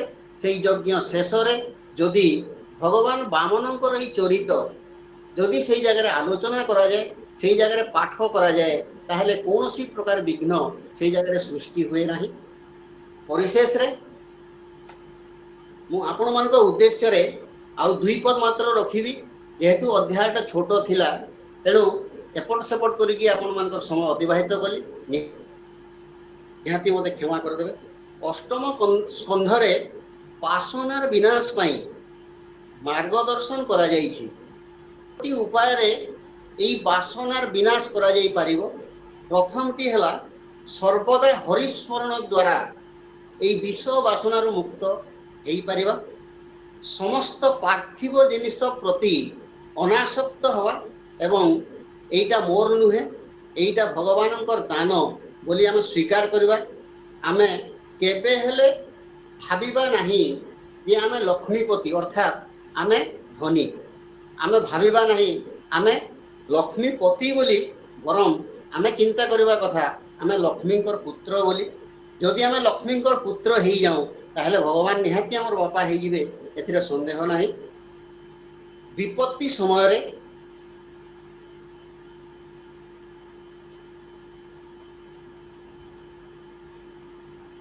स्ववचन पालन करने पश्चातपद हेबा नहीं। जेतेबेले आम निकटरे कोनोसी विपत्ति माड़ी बसे सेतेबेले भी आमे आमर निजर सत्पथर निवृत्त हेबा नहीं। जहाँ आमे वचन देइथिला ताहाकु पालन करबा निहाती आमर कर्तव्य। एवं सर्वशेष व चतुर्थटी है शरणागति। एठी आमे बड़ी राजांकर चरित्र विषय जेतेबेले आलोचना करूथिले सेठी आमे निहाती देखिचु जे यज्ञ कर्म करी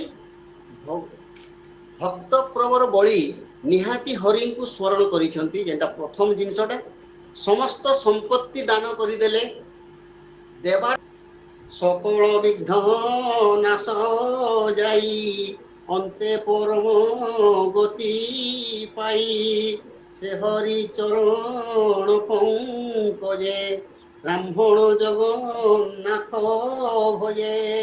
इति श्रीमद्भागवते महापुराणे पारमहंस्यां संहितायां अष्टम स्कंधे बलि वामन चरितं नाम त्रयोविंशोऽध्यायः। समस्त बंधु परिवार बालेश्वर जो संगठन से प्रथमे साहित्य भितर समस्त ज्ञान परिप्लुप्त होला परे से माने आसीगले धर्म मार्ग को। एवं से सभापति पूज्य देवेंद्र कुमार नायक महोदय को एवं संपादिका तथा संचालिका श्रीमती प्रणति महापात्र महोदय को मु प्रथमे धन्यवाद एवं कृतज्ञता अर्पण करुच्ची जे आमको ये धर्म मार्ग रे भागवत मार्ग रे एवं तथा सांस्कृतिकता भितर भी रही समस्त आलोचना भितर आमर मन को आमर बुद्धि को आमर चेतना और चैतन्य को ये सब गुड़ाक आ भितर भर्ती कले से आम प्रकृत रे धन्य हेलु। समस्ते धन्य हेले एवं केवल श्रोता धन्य ही ना वक्ता माने धन्य हेले। एणु मु निजक धन्य मन करुच्ची आज आपण मत दायित्व देथिबारु। पूज्य पंडित चांडाल मिश्र महोदय अति सुंदर भाव त्रयोविंश अध्याय को वर्णना करछंती। आमर तो बलि वामन का विषय चारि पांचटा अध्याय दिखाई बलि वामन का विषय आलोचना होती एवं बलि वामन विषय आम समस्ते बहुत आगुरी आ विषय से बहुत कथा जानिचु एवं ताकू आज पूज्य मिश्र महोदय जानिथिबा कथा भागवत थिबा कथा एवं आउ किछि नुआ कथा ता भीतर जोड़ी जोड़ा कि आम जाना कथा एवं शेष सी जो उपसंहार कले से उपसंहारटा अति उपादेय। एवं प्रथमे आम आलोचना करवा जे जेतेबेले बलि को बामन आसले दान मागिबा पई तार पूरे भी अवतरण करचंती जे ब्रह्मा तांको निर्देश देइथिले टिके सूचना देइथिले बोली सतर जेतेबेले भगवान कर जन्म तो बाली को उद्धार करने भगवान जहाँ को करती मारती कौन से असुविधा पकाते उद्धार करते बलि को सेमती उद्धार करने भगवान आसते एवं इंद्र को उद्धार करने भगवान आसते जन्म एवं समस्त देवगण जो बलिर प्रताप रे बण पर्वत रे जाई लुचि थिले एवं मातृहृदय पुत्र मान कष्ट देखी सही पारला नहीं एवं जेते जहाँ कष्ट कष्ट हेला मध्य तार उपचार करिवा तार जो व्रत पालिबा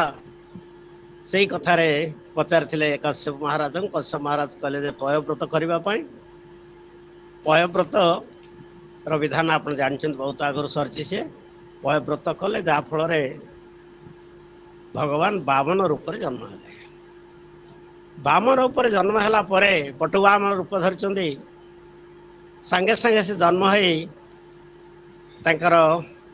यज्ञ पवित्र काम है एवं समस्त जिनस भूषित कले किए आनी छत्र देती किए माला देती किए पवित्र उपनयन देती किए जो जालीटे बंधा हुए अंटारे ताकू देती एवं किए आनी भिक्षा पात्र देती एवं भिक्षा दबार उपयुक्त व्यक्ति होती से अन्नपूर्णा माँ थरे जहाँ देदेले ता केबे सरेनी असरती अन्नपूर्णा माँ विषय आप जदि आमर जोटा हूँ मुझे कहूँ बड़ बड़ कॉन्फरेंस हेले आम सेठी लक्ष्मी भंडार रे लक्ष्मी माँ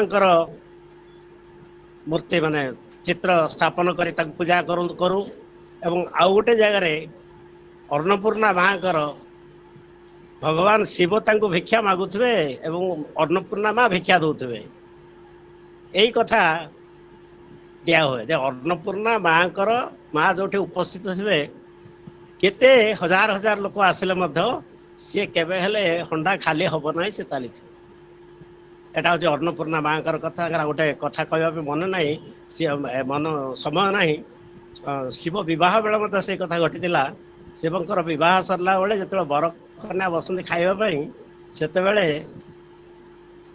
पर्वत महाराज मैंने ससुर शिव कहले आपण आज ये जो भोजी है अमृत तैयारी होती मन इच्छा खाइबे लाज करेंगे ना भगवान खाई नेले जिते आस सब खाईदे सब खाई सब हंडा खाली हो गला सब हंडा खाली हो चिंता पड़ा जे अन्य बरजात्री कौन खाइबे भगवान सब तो खाईदे तो नाई कर से देखिले थाली खाली है दासी मैंने आनी अजाड़ी दिखती एमती हो सब सरीगला शेष माँ पार्वती आई थिले आई गोटे बुद्धि कहला रे ये तो सब सरीगला ये तो ये अन्नपूर्णा ये तो खोई ना महादेव को वर कन्या तो परस्पर खुआवा कथा सी खाली निज हाथ में खाई नेले आपको कहले माँ तू टिके नहीं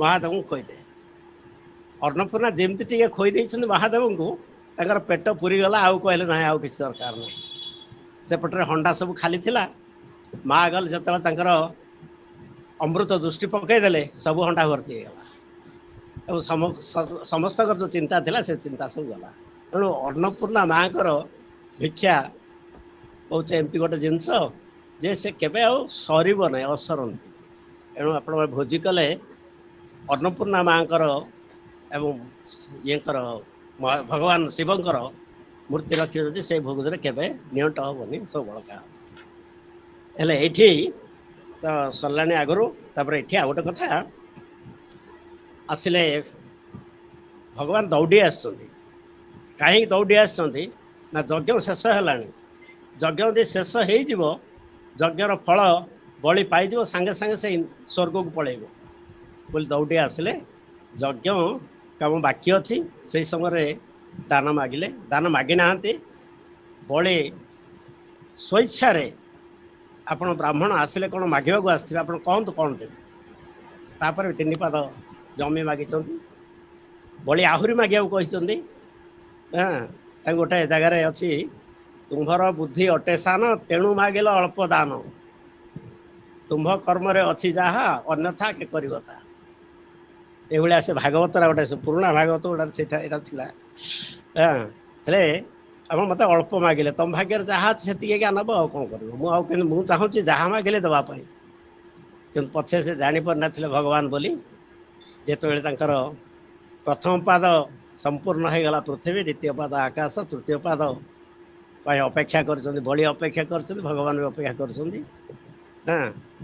ଏଇ ସମୟର କଥା ଯାହା ପୂଜ୍ୟ ପଣ୍ଡିତଜୀ କହିଲେ ଯେ ସଂସ୍କୃତ ଭାଗବତରେ ଏଇ ନାଭିରୁ ପାଦ ବାହାର କରିବା କଥା ନାହିଁ, କିନ୍ତୁ ଆମର ଏଠି ଜଗନ୍ନାଥ ଦାସ ଲେଖିଛନ୍ତି। ଆଉ ଆମର ଅନ୍ୟାନ୍ୟ ପୁରାଣ ମାନଙ୍କରେ ବି ସେଇ କଥା ଅଛି ଯେ ନାଭିରୁ ପାଦ ବାହାର କରି ତାର ମୁଣ୍ଡ ଉପରେ ରଖିଛନ୍ତି। ଏବଂ ଏଠି ସେଇ ଜିନିଷ ଦେଖନ୍ତୁ, ବଳି ଦ୍ୱାଦଶ ଅଧ୍ୟାୟରେ ତ ବଳିକୁ ବନ୍ଦୀ କରିଦେଲେ ବର୍ଣ୍ଣପାଶ ଦ୍ୱାରା। କାହିଁକି ବନ୍ଦୀ କଲେ?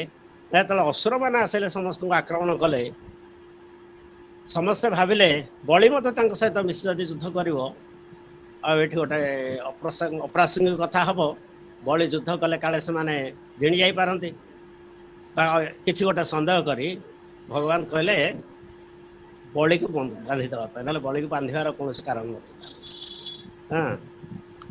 ଏଠି ଯାହା ହଉ ବଳିକୁ ବନ୍ଧା ହେଇଥିଲା। ବାନ୍ଧିବା ଅବସ୍ଥାରେ ପୁଣି ତାର ସମସ୍ତ ସମ୍ପଦ ଭଗବାନଙ୍କୁ ସେ ଦାନ କରିଛି ଏବଂ ଏସବୁ ଗ୍ରହଣ କରିବା ପରେ ତାର ବନ୍ଧନ ଫିଟାଇଛନ୍ତି। ଏବଂ ବନ୍ଧନ ଫିଟାଇଲା ପରେ ମଧ୍ୟ ଦେଖନ୍ତୁ ଏଇଠି ଗୋଟେ ପଦ ଅଛି, ମୋହର ଭାଗ୍ୟ ଏ ଜଗତେ ଦାନ ମୁଁ ଦେଲି ତୋର ହସ୍ତେ। ଏଇଠି ଟିକେ ଅହଙ୍କାର ଆସୁଛି ବଳିର। ମୁଁ ଭାଗ୍ୟବାନ, ମତେ ମୁଁ ସବୁ ଦାନ ଦେଲି। ଏଇ ଯୋଉ ପୃଥିବୀ, ସମ୍ପୂର୍ଣ୍ଣ ପୃଥିବୀ ଦାନ ଦେଲି, ସ୍ୱର୍ଗ ଦାନ ଦେଲି, ସବୁ ଦାନ ଦେଲି। ଏ ସବୁଗୁଡା କାହାର? ସେଇ ଜ୍ଞାନ ବଳିର ହେଲା ନାହିଁ। ସେଇ ଜ୍ଞାନ ବଳିର କାହିଁକି ହେଲା ନାହିଁ ନା, ସେ ଯଜ୍ଞ କରୁଛି ସେ ହଉଛି ସକାମ ଯଜ୍ଞ।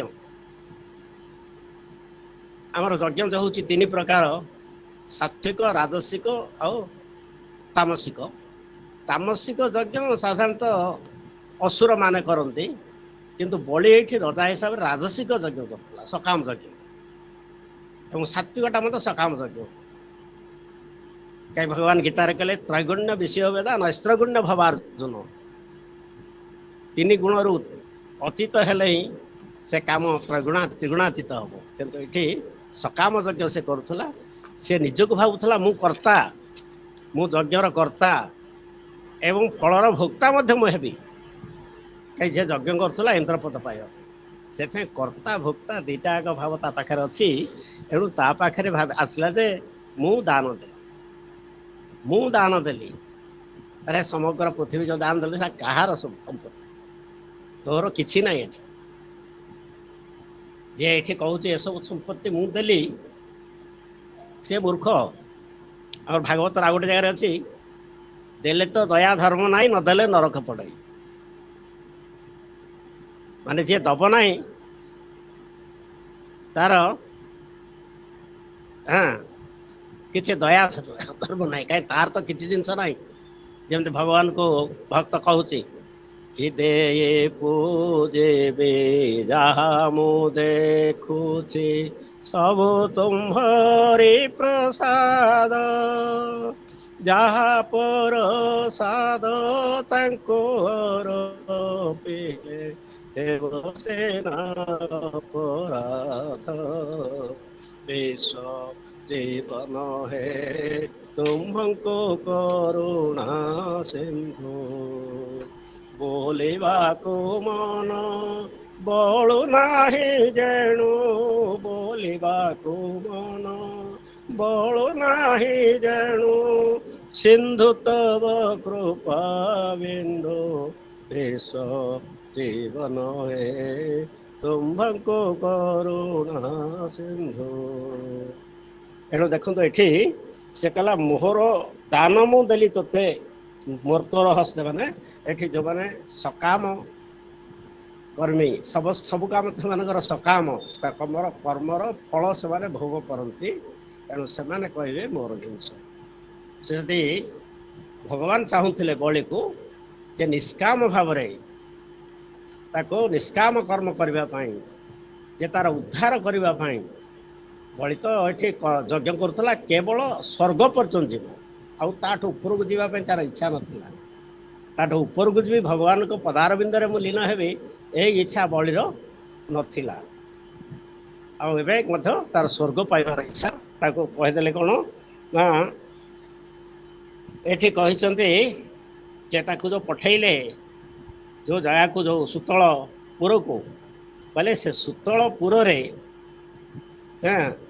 से पुरे थी निश्चित सावर्णी मनु पर्यंते से मनु काले स्वर्गपुरे बस अमर सर वर्तमान जो मनु वैवस्वत मनु इंद्र को स्वर्ग इंद्र कले या पातालपुर को पठेदेले से पातालपुर अपेक्षा कर सावर्णी मनु पर्यंत प्रति मनुरे इंद्र बदली होती से जो बदली इंद्र वर्तमान इंद्र सी बड़ी जाकि से जगह इंद्र हो सावर्णी मनंतर कि वैवस्वत मनंतर से इंद्र ही रे तेणु ये से प्रहलाद तक नाभि पाद जात पाताल को चापिदेले एवं सुतलपुर ठाब देले से बड़ी जाई सुतलपुर सब परिवार को लेकर रहा एवं से प्रहलाद उपस्थित थे भगवान को दर्शन करने प्रहलाद कहले तुम जीव बलि सांगे रु से समस्त बंधु बांधव ज्ञाति कुटुंब रे पाखे रू और मुझे रही मत सब बड़े दर्शन कर कहला हिरण्यकश्यप कुमार से भगवान को ये प्रशंसा करछे जे तृतीय पाद जो भगवान बलिर पाद मुंड ऊपर रखिले कहले भगवान पाद रेणु पाइबा केते कष्ट मु आज धन्य हो गली मोर वंशधर मोर नाती सी आज मुंड पाथिदेला भगवान के आगे भगवान तार मुंड ऊपर पाद रखिदेले पाद रेणु अजस्र पाद रेणु से पाइला जो पाद रेणु टे पाइबा ब्रह्मा शंकर समस्ते व्याकुल होती से अति सहजरे पाईगला एवं यही कथा बामन प्रहलाद आनंदित हेले भगवान कहले जे प्रहलाद तू तोर पौत्र सहित नाती सहित जाई सुतल रहबू एवं मत सब बड़े दर्शन करूँ से बाली बड़ी सब कुटुंब सहित मिसी एमान सहित प्रहलाद सहित जाई पहुँची गले सुतलपुर हवाक हम ना यज्ञ कर्मटा हूँ प्रथम ब्रह्मा जो सृष्टि कले से मनुष्य मान उपदेश देते तुम सब यज्ञ कर यज्ञ कर देवता मान संतुष्ट कर बदले देवता मान तुमको संतुष्ट करेंगे तुमको पालन पोषण करेंगे वायु तुमको वायु जोगेदेवे इंद्र तुमको पानी जल जोगेदेवे एमती समस्त काम पसंद से माने करेंगे एवं से तुम यज्ञ कर भगवान माने ब्रह्मा प्रथम निर्देश बर्तमान यज्ञ अपूर्ण हो गला यज्ञ अपूर्ण हेल्ले यज्ञ पूर्ण करने को हम से यज्ञ पुरुष निजे आसी कहले भृगु कहले के सुंदर कथा कहते यज्ञ स्वभाव ब्रह्मा आदि पृथ्वी अच्छा वेदवादी ताहांको गौरव करी कहती यज्ञ रूपधारी कहले भृगु भृगु कहले शुक्राचार्य भृगर पुत्र भृगु बोली ये कर संबोधन कर भृगु तू तो जानू सब भूत भविष्य आउ वेद कथा जानू आ मुझे विपरीत कथा देखिली यज्ञ संकल्प तू करू बड़ी हाथ में यज्ञ संपूर्ण संपूर्ण करने तू कर देखो भगवान कहूना मु बड़ी की छाड़ दूसरी बड़ी की बसई यज्ञ संपूर्ण करे बड़ी संपूर्ण करनी से पुरोहित संपूर्ण यज्ञ जेकोसी पूर्णाहुति हवाक हम देखो दक्ष यज्ञ विध्वस्त करदे शंकर भगवान दूत माने शेष ब्रह्मा आसिले शंकर को प्रबोधना देले संपादिका एवं समस्त कर्मकर्ता समस्त को समस्त सहित जिते श्रोता अच्छा जिते माँ मैंने अच्छा जिते छोट भाई मैंने अच्छा समस्त हृदय थिबा से परम परमात्मा चरण कमल दे सेवकर शास्त्र प्रणिपात सह सर्वे भवन्तु सुखिना सर्वे शांत निरामया सर्वे भद्राणि पश्यन्तु मा कच्चित् समस्त मंगल हो।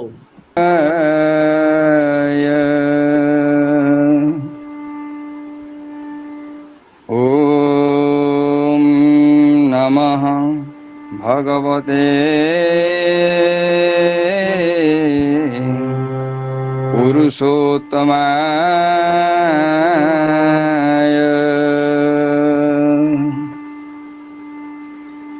ओम नमः भगवते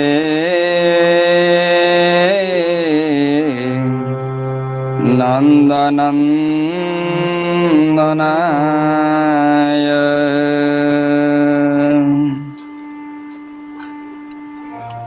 हे नूतनम्बोधर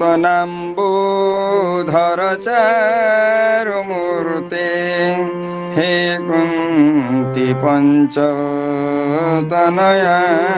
वहन्ति हे विप्रदामोदर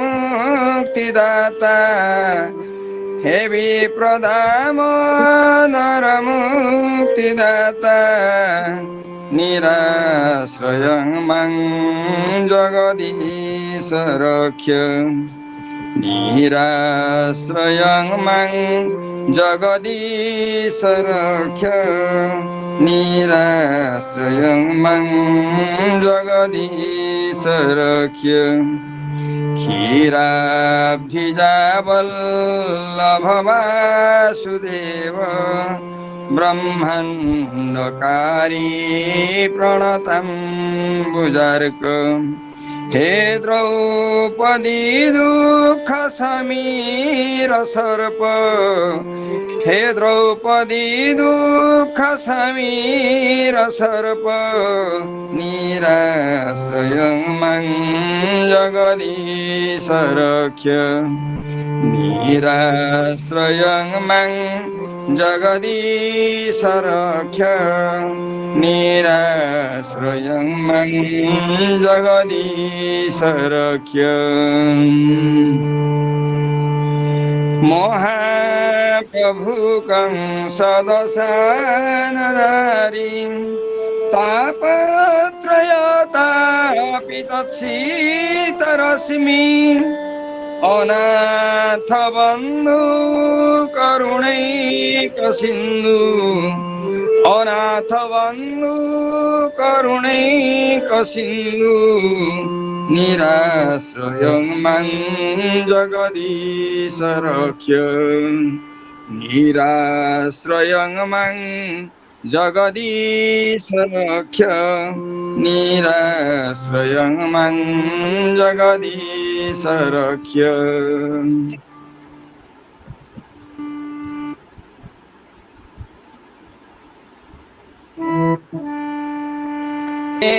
मुरारे मधुकैटभारे गोविंद गोपाल मुकुंद सौरे जज्ञेश नारायण कृष्ण विष्णु जज्ञेश नारायण कृष्ण विष्णु निराश्रयं मं जगदीश रक्ष निराश्रयं मं जगदीश रक्ष निराश्रयं मं जगदीश रक्ष। साहित्यिक कविबंधु परिवार आज उपस्थित आध्यात्मिक आसर रे समस्त दिव्य ज्ञानी गुणी सज्जन मानू सादर हार्दिक नम नम जय जगन्नाथ। आजिर आलोच्य विषय वस्तु भितर कथावाचक प्रवाचक पंडित चांडाल मिश्र महोदयंकर आलोचना विरुक्त हो गलानी ସମସ୍ତଙ୍କର ହୃଦବୋଧ ହେଇଛି। ମୋତେ ବି ବହୁତ ଭଲ ଲାଗୁଛି।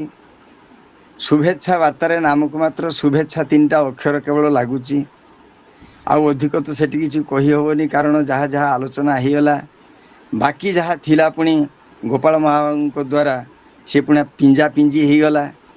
तेणु बहुत सुंदर कथा ये आलोचना इमिति चली था बहुत भल लगे सबुदिन एमती होऊ आउ संयोजक आवाहक यांकर आपातत शारीरिक सुस्थता रहू मानसिक शुद्धता थाऊ जहा फल आम समस्तंकर टिके टिके एभली जमी गोटे कथार कहती देशर हेले हेसर पड़े आम पात्र सेमती टिके टिके गोटे गोटे पड़ू।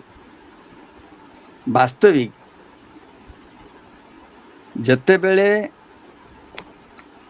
बलिंकर अति गर्भे अति दर्पे हतालंका अति माने चकौरवा अति दाने बलिबद्ध अति सर्वत्र गर्हितम आमे कहूचु जानुचु शुणुचु पढ़ुचु पढ़ौचु किंतु हृदगत करिया बेले टिके सेटा काले ओडुआ हो जाए। जेतेबेले पर्यंत हाथ ठेंगाटी अच्छी सेते पर्यंत बाहरु थाए पाटिरू चलिए तोते देखिदेवी जेतेबेले ठेंगा थिबा हाथ में माड़टा पड़गला आउ ठेंगा धरी हेलानी सेते बेले को हाथ दीटा टेकी दे सीधा सड़क आम कहूँ भगवान मत रक्षा कर। तेणु जदि शेष सी अच्छी से कथाटी को जदि आम टे बेणुसु अनुभव करि जानते ताहले एते सब द्वंद्व समस्या किछि किछि मात्रा रे मेंटी जानता। जाए हो बलिंकर ये जो दुरावस्था यार कारण रे प्रथमतः आलोचना माध्यम रे जनागला कौन ना यज्ञ आरंभ रे गणेश को पूजा करिवारे व्यर्थता।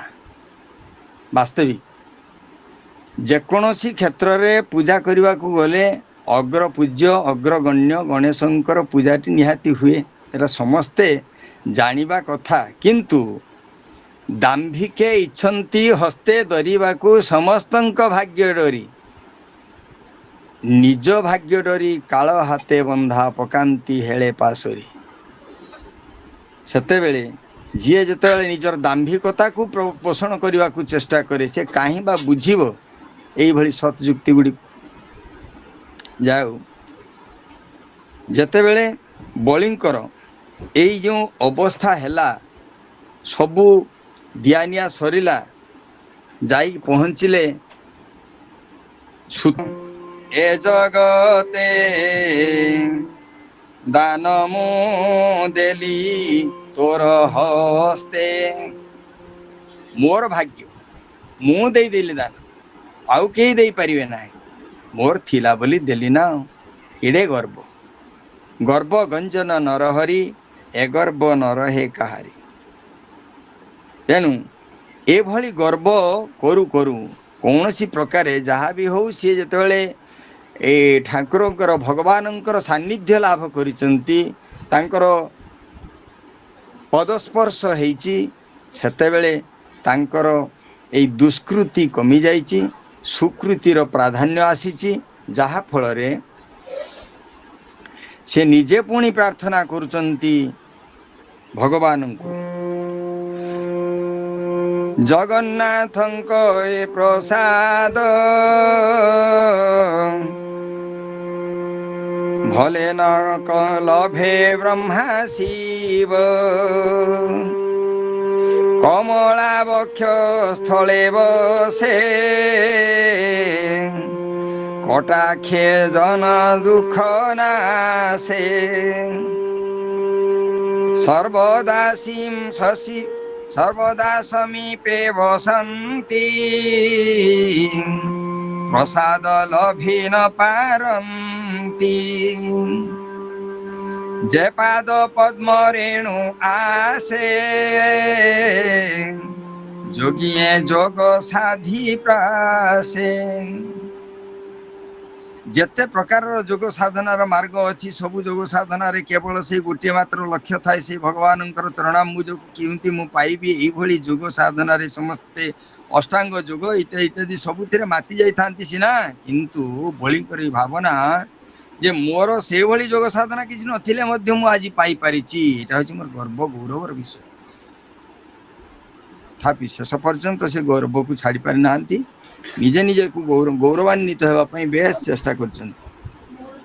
କିନ୍ତୁ ସୁଖଦେବଙ୍କର ଏଇ ବଖାଣିବା ମଧ୍ୟରେ ସେ ପରୀକ୍ଷିତ ରାଜାଙ୍କୁ ବେଶ ସୁନ୍ଦର ଭାବରେ ବୁଝେଇ ଦେଇଛନ୍ତି। କର୍ମର ଈଶ୍ୱର ତୁ ଯହିଁ, ତା କର୍ମ ଛିଦ୍ର ହୋଇ କାହିଁ। ଯେ ମନ୍ତ୍ର ଆଦି ଦେଶ କାଳ, ଯେ ଛିଦ୍ର ହୁଅ ସକଳ। ତୋ ନାମ କୀର୍ତ୍ତନ ସଫଳ, ଅଛିଦ୍ର ହୁଅ ସକଳ। ନାମ ସଂକୀର୍ତ୍ତନ, ନାମ ସଂକୀର୍ତ୍ତନରେ କେବଳ ସମସ୍ତ ଅଛିଦ୍ର ଦୂରେଇ ଯାଏ। କିନ୍ତୁ ଅଛିଦ୍ରର କାରଣ ଦେଖିବାକୁ ଗଲେ ଆଧୁନିକ ସମାଜରେ ଅଛିଦ୍ରର କାରଣ ବହୁତ କିଛି ଆସୁଛି। ତେବେ ସେସବୁକୁ ଦେଖିବାକୁ ହେଲେ ଜଣାଯାଏ ଯେ ପୂଜା ପଦ୍ଧତି କ୍ଷେତ୍ରରେ, ଧାର୍ମିକ ଅନୁଷ୍ଠାନ କ୍ଷେତ୍ରରେ, ଆଧ୍ୟାତ୍ମିକ ମାର୍ଗରେ ଥିବା ସମୟରେ ଆମର ଆଧ୍ୟାତ୍ମିକତା କ୍ଷେତ୍ରକୁ ମନ ଯେତିକି ଯାଏ, ତାମସିକତା କ୍ଷେତ୍ରକୁ ତାର 10 ଗୁଣା ବାହାରିଯାଏ। ଗୋଟିଏ ଉତ୍ସବ ସମୟରେ ହୁଏତ ବାହ୍ୟ ଆଡ଼ମ୍ବର ପାଇଁ ଯେତେ ପଇସା ଖର୍ଚ୍ଚ ହୁଏ, ଯେତେ ଆଡ଼ମ୍ବରରେ ସମସ୍ତେ ମାତି ଯାଆନ୍ତି, କିନ୍ତୁ ପୂଜା ପଦ୍ଧତି କ୍ଷେତ୍ରରେ, ଜପ ସାଧନ କ୍ଷେତ୍ରରେ ସେସବୁ ଚାଲୁନାହିଁ, ବହୁ ମାତ୍ରାରେ କମିଯାଉଛି। ଏମିତିକି ଦେଖାଯାଉଛି ସମସ୍ତେ ଭାବୁଛନ୍ତି ଆଜିକାଲି ଯେ ଯସ୍ୟାର୍ଥା ତସ୍ୟ ମିତ୍ରାଣୀ, ଯସ୍ୟାର୍ଥା ତସ୍ୟ ବାନ୍ଧବା, ଯସ୍ୟାର୍ଥା ସ ପୁମାନ୍ ଲୋକେ, ଯସ୍ୟାର୍ଥା ସ ହି ପଣ୍ଡିତ। ଅର୍ଥ ଯାହାର ସବୁ କିଛି ତାର, ଆବେ ପରଶୁ ଯାବେ ପରଶୁ, ବାବୁ ପରଶୁରାମ ପଇସା କ୍ୟା ନ କରେ କାମ, ପଇସା ଅଛି ମୋର, ମୁଁ ସବୁ କିଛି କରିଦେବି। ତେଣୁ ଯେତେବେଳେ ସୂତ୍ର ପାଇଲେ ଯେ କଳଉ ନାସ୍ତିଏବ ନାସ୍ତିଏବ ନାସ୍ତିଏବ ଗତିର ଅନ୍ୟଥା, କ'ଣ ସେଇଟା? ହରେ ନାମ ହରେନାମୈବ କେବଳମ୍। ହଁ, ହରିନାମ କେବଳ ଜପ, ଇଏ କଳିଯୁଗର ସାର। ତେଣୁ 8 ଦିନ 10 ଦିନ ଧରି ନାମ ଯଜ୍ଞ ହବ, ନାମ ସଂକୀର୍ତ୍ତନ ହବ। ପଇସା ଦେଇଦେଲେ କେତେ କିଏ ଅଛନ୍ତି, କେତେ ପ୍ରକାରର ସୁରରେ ଗୀତ ଗାଇଦେବେ। ଡେକ୍ ବାଜୁଥିବ, ଯେଉଁ ୟାମା ବାଜୁଥିବ, ଆଉ ବାଦ୍ୟଯନ୍ତ୍ରର ତାଳେ ତାଳେ କେବଳ ଚାଲିଥିବ, ମାନେ କେତେ ପ୍ରକାରର ସୁରରେ। ହରେ କୃଷ୍ଣ କୃଷ୍ଣ କୃଷ୍ଣ ହରେ ହରେ, ହରେ ରାମ ରାମ ରାମ ହରେ ହରେ। ହରେ କୃଷ୍ଣ କୃଷ୍ଣ କୃଷ୍ଣ ହରେ ହରେ।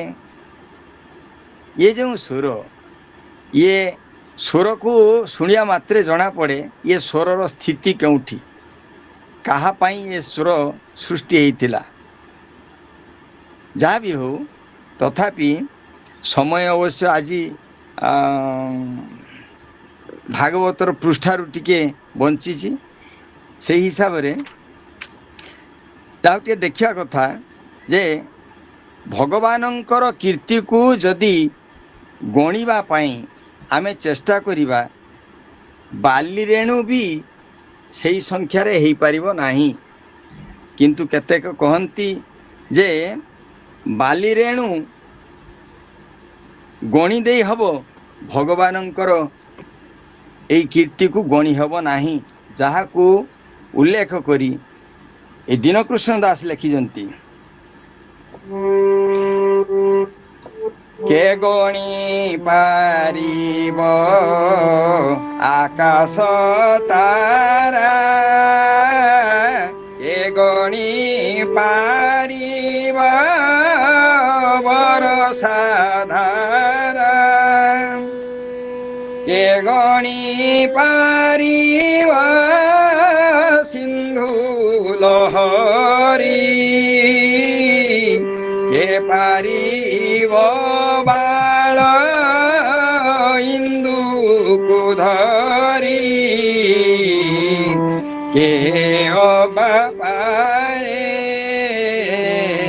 কেউ বা পারিব কৃষ্ণ মহিমা বর্ণিন পারিব কেউ বা পারিব। ବାସ୍ତବିକ କୃଷ୍ଣଙ୍କର ମହିମାକୁ ବର୍ଣ୍ଣନା କରିବା ଏତେ ସହଜ ନୁହେଁ। ଯାହା ବି ହଉ, ଯେକୌଣସି କ୍ଷେତ୍ରରେ ଆମେ ଯେତେ ଯାହା ଗଲେ ମଧ୍ୟ ଭଗବାନଙ୍କୁ ଦେଇ ସନ୍ତୁଷ୍ଟ କରିବାକୁ ଚିନ୍ତା କଲେ ଆମେ ଦେଖିବା କଣ ଆମେ ଦେବା। ତେଣୁ କି ଆସନ ଦେବୀ ଆସନ ଖଗପତି ଯାହାର କେଉଁ ଜଳେ ପଦ ଧୋଇବି ପଦୁ ଗଙ୍ଗା ବାହାର କେଉଁ ପୁଷ୍ପ ଦେଇ ପୂଜିବି ଯାର ପଦ୍ମ ପୟର କେଉଁ ହାର ଦେଇ ତୋଷିବି ଯାର କୌସ୍ତୁଭ ହାର। ତେଣୁ କଣ ଅଛି ଆମର ବୋଲି, କଣ ଅଛି ଏଠି, କଣ ଦେଇ ସେଇ ଭଗବାନଙ୍କୁ ସନ୍ତୁଷ୍ଟ କରିହବ, ସେଇଭଳି ଚିନ୍ତା କଲେ ଯଦି ଟିକିଏ ଆମେ ତଳେଇ ବୁଝିବା ତାହେଲେ ଦେଖିବା କଣ ଯେ ଏଠି କିଛି ନାହିଁ। ତେଣୁ କେବଳ ଭଗବାନଙ୍କର ନାମ ଜପ, ଭଗବାନଙ୍କୁ ବିଭିନ୍ନ ନାମରେ କେବଳ ଜପ କରି ସନ୍ତୁଷ୍ଟ କରିହେବ କେବଳ ହୃଦୟ ପଦ୍ମରେ। এইটা ଯଦି ଆମେ ମାନି ନେଉ ତାହେଲେ ଭଗବାନଙ୍କର ପ୍ରାପ୍ତି ତ ସୁନ୍ଦର ଭାବରେ ହେଇପାରିବ। ତେଣୁ ଯେତେବେଳେ ଆମେ ଜାଣୁ ଯେ ଆମେ କେତେବେଳେ ନାରାୟଣ ବୋଲି ଡାକୁ, କେତେବେଳେ ମାଧବ, କେତେବେଳେ ମୋହନ, କେତେ ପ୍ରକାର କଥା ଆମେ ଜାଣିଯାଉ, ଡାକି ଯାଉ, କିନ୍ତୁ ତା ଭିତରେ ଥାଏ କ'ଣ? ସେ ଗୋଟିଏ ମାତ୍ର ପ୍ରାପ୍ତି, ଭଗବତ ପ୍ରାପ୍ତି। ଏବଂ ସେଇଟା ହିଁ ଆମର ଲୋଭ। ସେଇ ଲୋଭର ସାର୍ଥକତା ଯେତେବେଳେ ଆସେ ସେତେବେଳେ ମୁକ୍ତି ମାର୍ଗର ଗାମୀ ଆମେ ହେଇପାରିବା ବୋଲି ଆମ ମନରେ ଗୋଟେ ଧାରଣା ଅଛି। ତେଣୁ କିଏ ଡାକେ ନାରାୟଣ, କିଏ କହେ ହେ ମୋହନ, ତୁମେ ତ ଦୁଃଖ ହାରି ଗରବ ଗଞ୍ଜନ, ଗରବ ଗଞ୍ଜନ। କିଏ ଡାକେ ନାରାୟଣ, କିଏ କହେ ହେ ମୋହନ,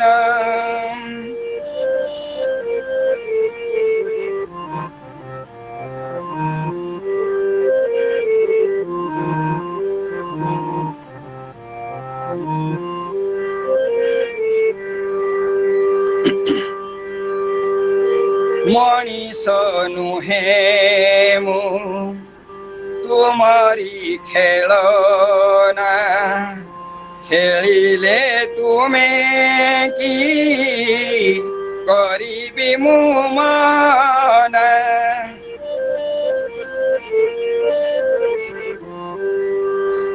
ମାଟିର ଏ ଦେହ ଯାଏ ଯଦି ଭାଙ୍ଗି, ମାୟା ମୋହ ପଙ୍କେ ଦିଅ ନାହିଁ ଫିଙ୍ଗି, ଉଦ୍ଧରିବ ଆହେ ଉଦ୍ଧାର କରତା, ଉଦ୍ଧରିବ ଆହେ ଉଦ୍ଧାର କରତା।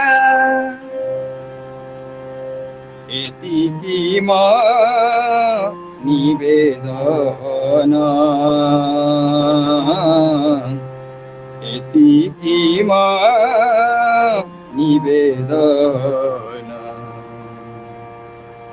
କିଏ ଡାକେ ନାରାୟଣ, କିଏ କହେ ମୋହନ,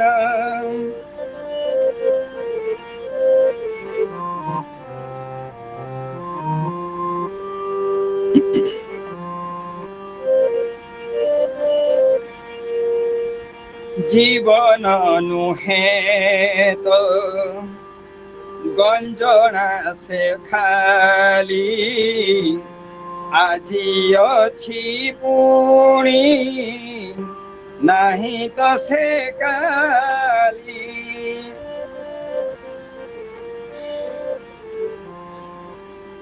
जहाँ दिसे आजी नयने सुंदर सबु सीना तुमा माया सरोवर दया करो आहे दयार ठाकुर दया करो आहे दयार ठाकुर मुझे बड़ दीनहीन मुझे बड़ दीनहीन किए डाके नारायण किए कहे महान तुम्हें तो दुख हारी गौरव गंजन गौरव गंजन किए डाके नारायण किए कहे महान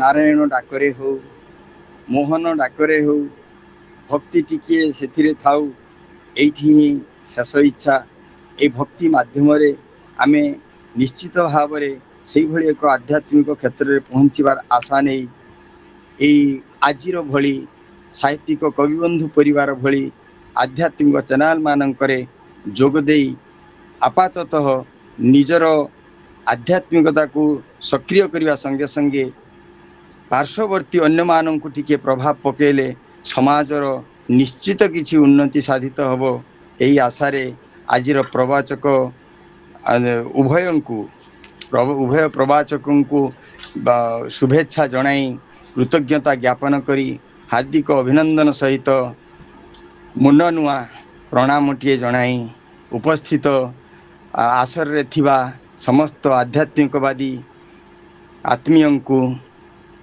जय जगन्नाथ रे रोची नमो नमो। ओम नमो भगवते वासुदेवाय ओम नमो भगवते नारायणाय ओम नमो भगवते जगन्नाथाय ओम नमो भगवते विश्वरूपाय हरि ओम। ख्यातिक कविबंधु परिवार बालेश्वर अनुकूल चली सुंदर सत्संग कार्यक्रम रे समस्त ज्ञानी पंडित मंडली विदुषी माँ भणी उपस्थित समस्त श्रोता मंडली को कोटि जनाऊँगी मथानत प्रणाम जनाऊँगी सिया राममय सब जग जानी परम प्रणाम जोड़ी जुग पाई समस्त को प्रणाम। बहुत सुंदर कार्यक्रम प्रभु अपार करुणारू आमको ये सुंदर सुजोग प्राप्ति हो पारी प्रभु दिव्य कथामृत श्रवण करने ये वर्ष सुजोग आमको मिल पारी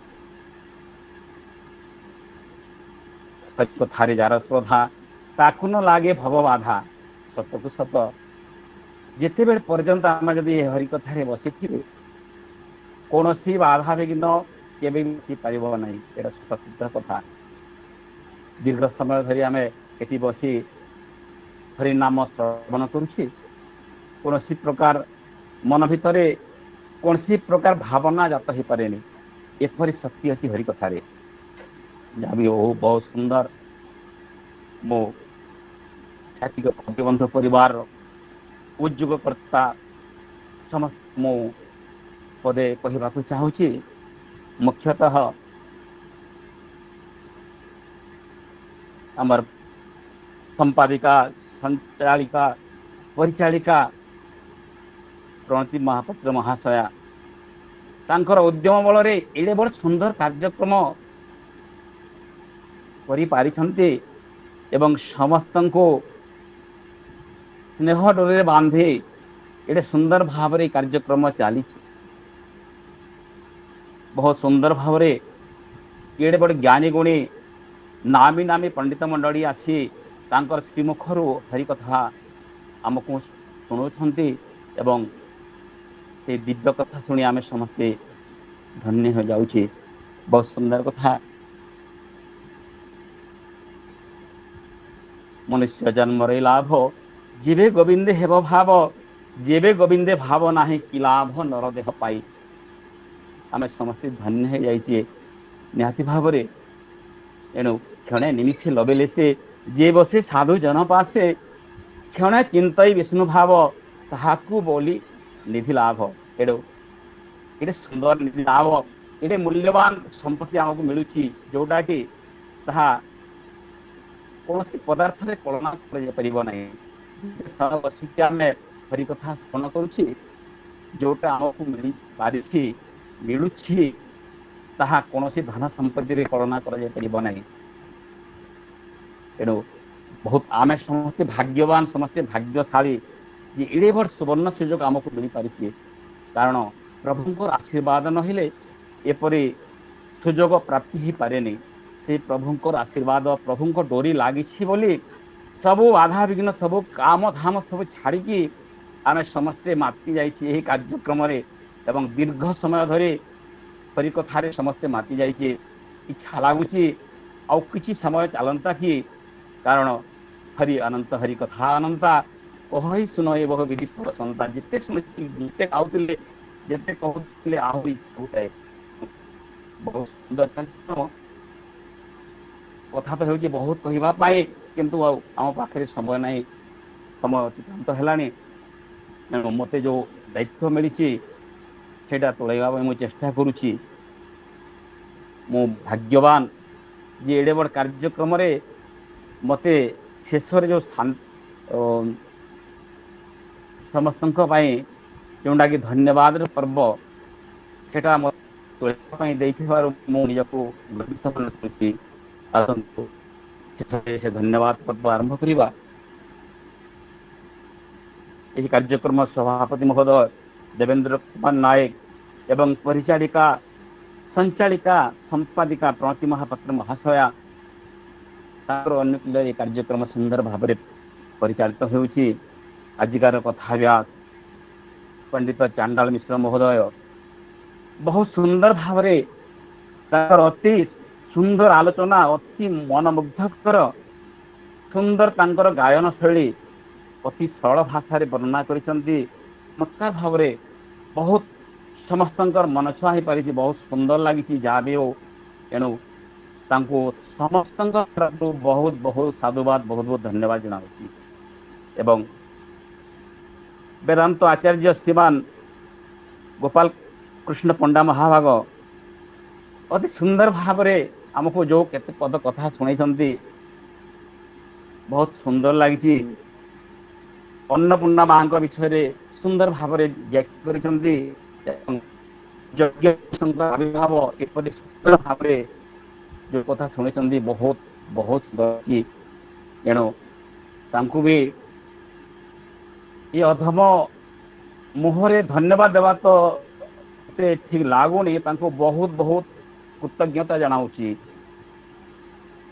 समस्त तरफ बहुत बहुत बहुत धन्यवाद।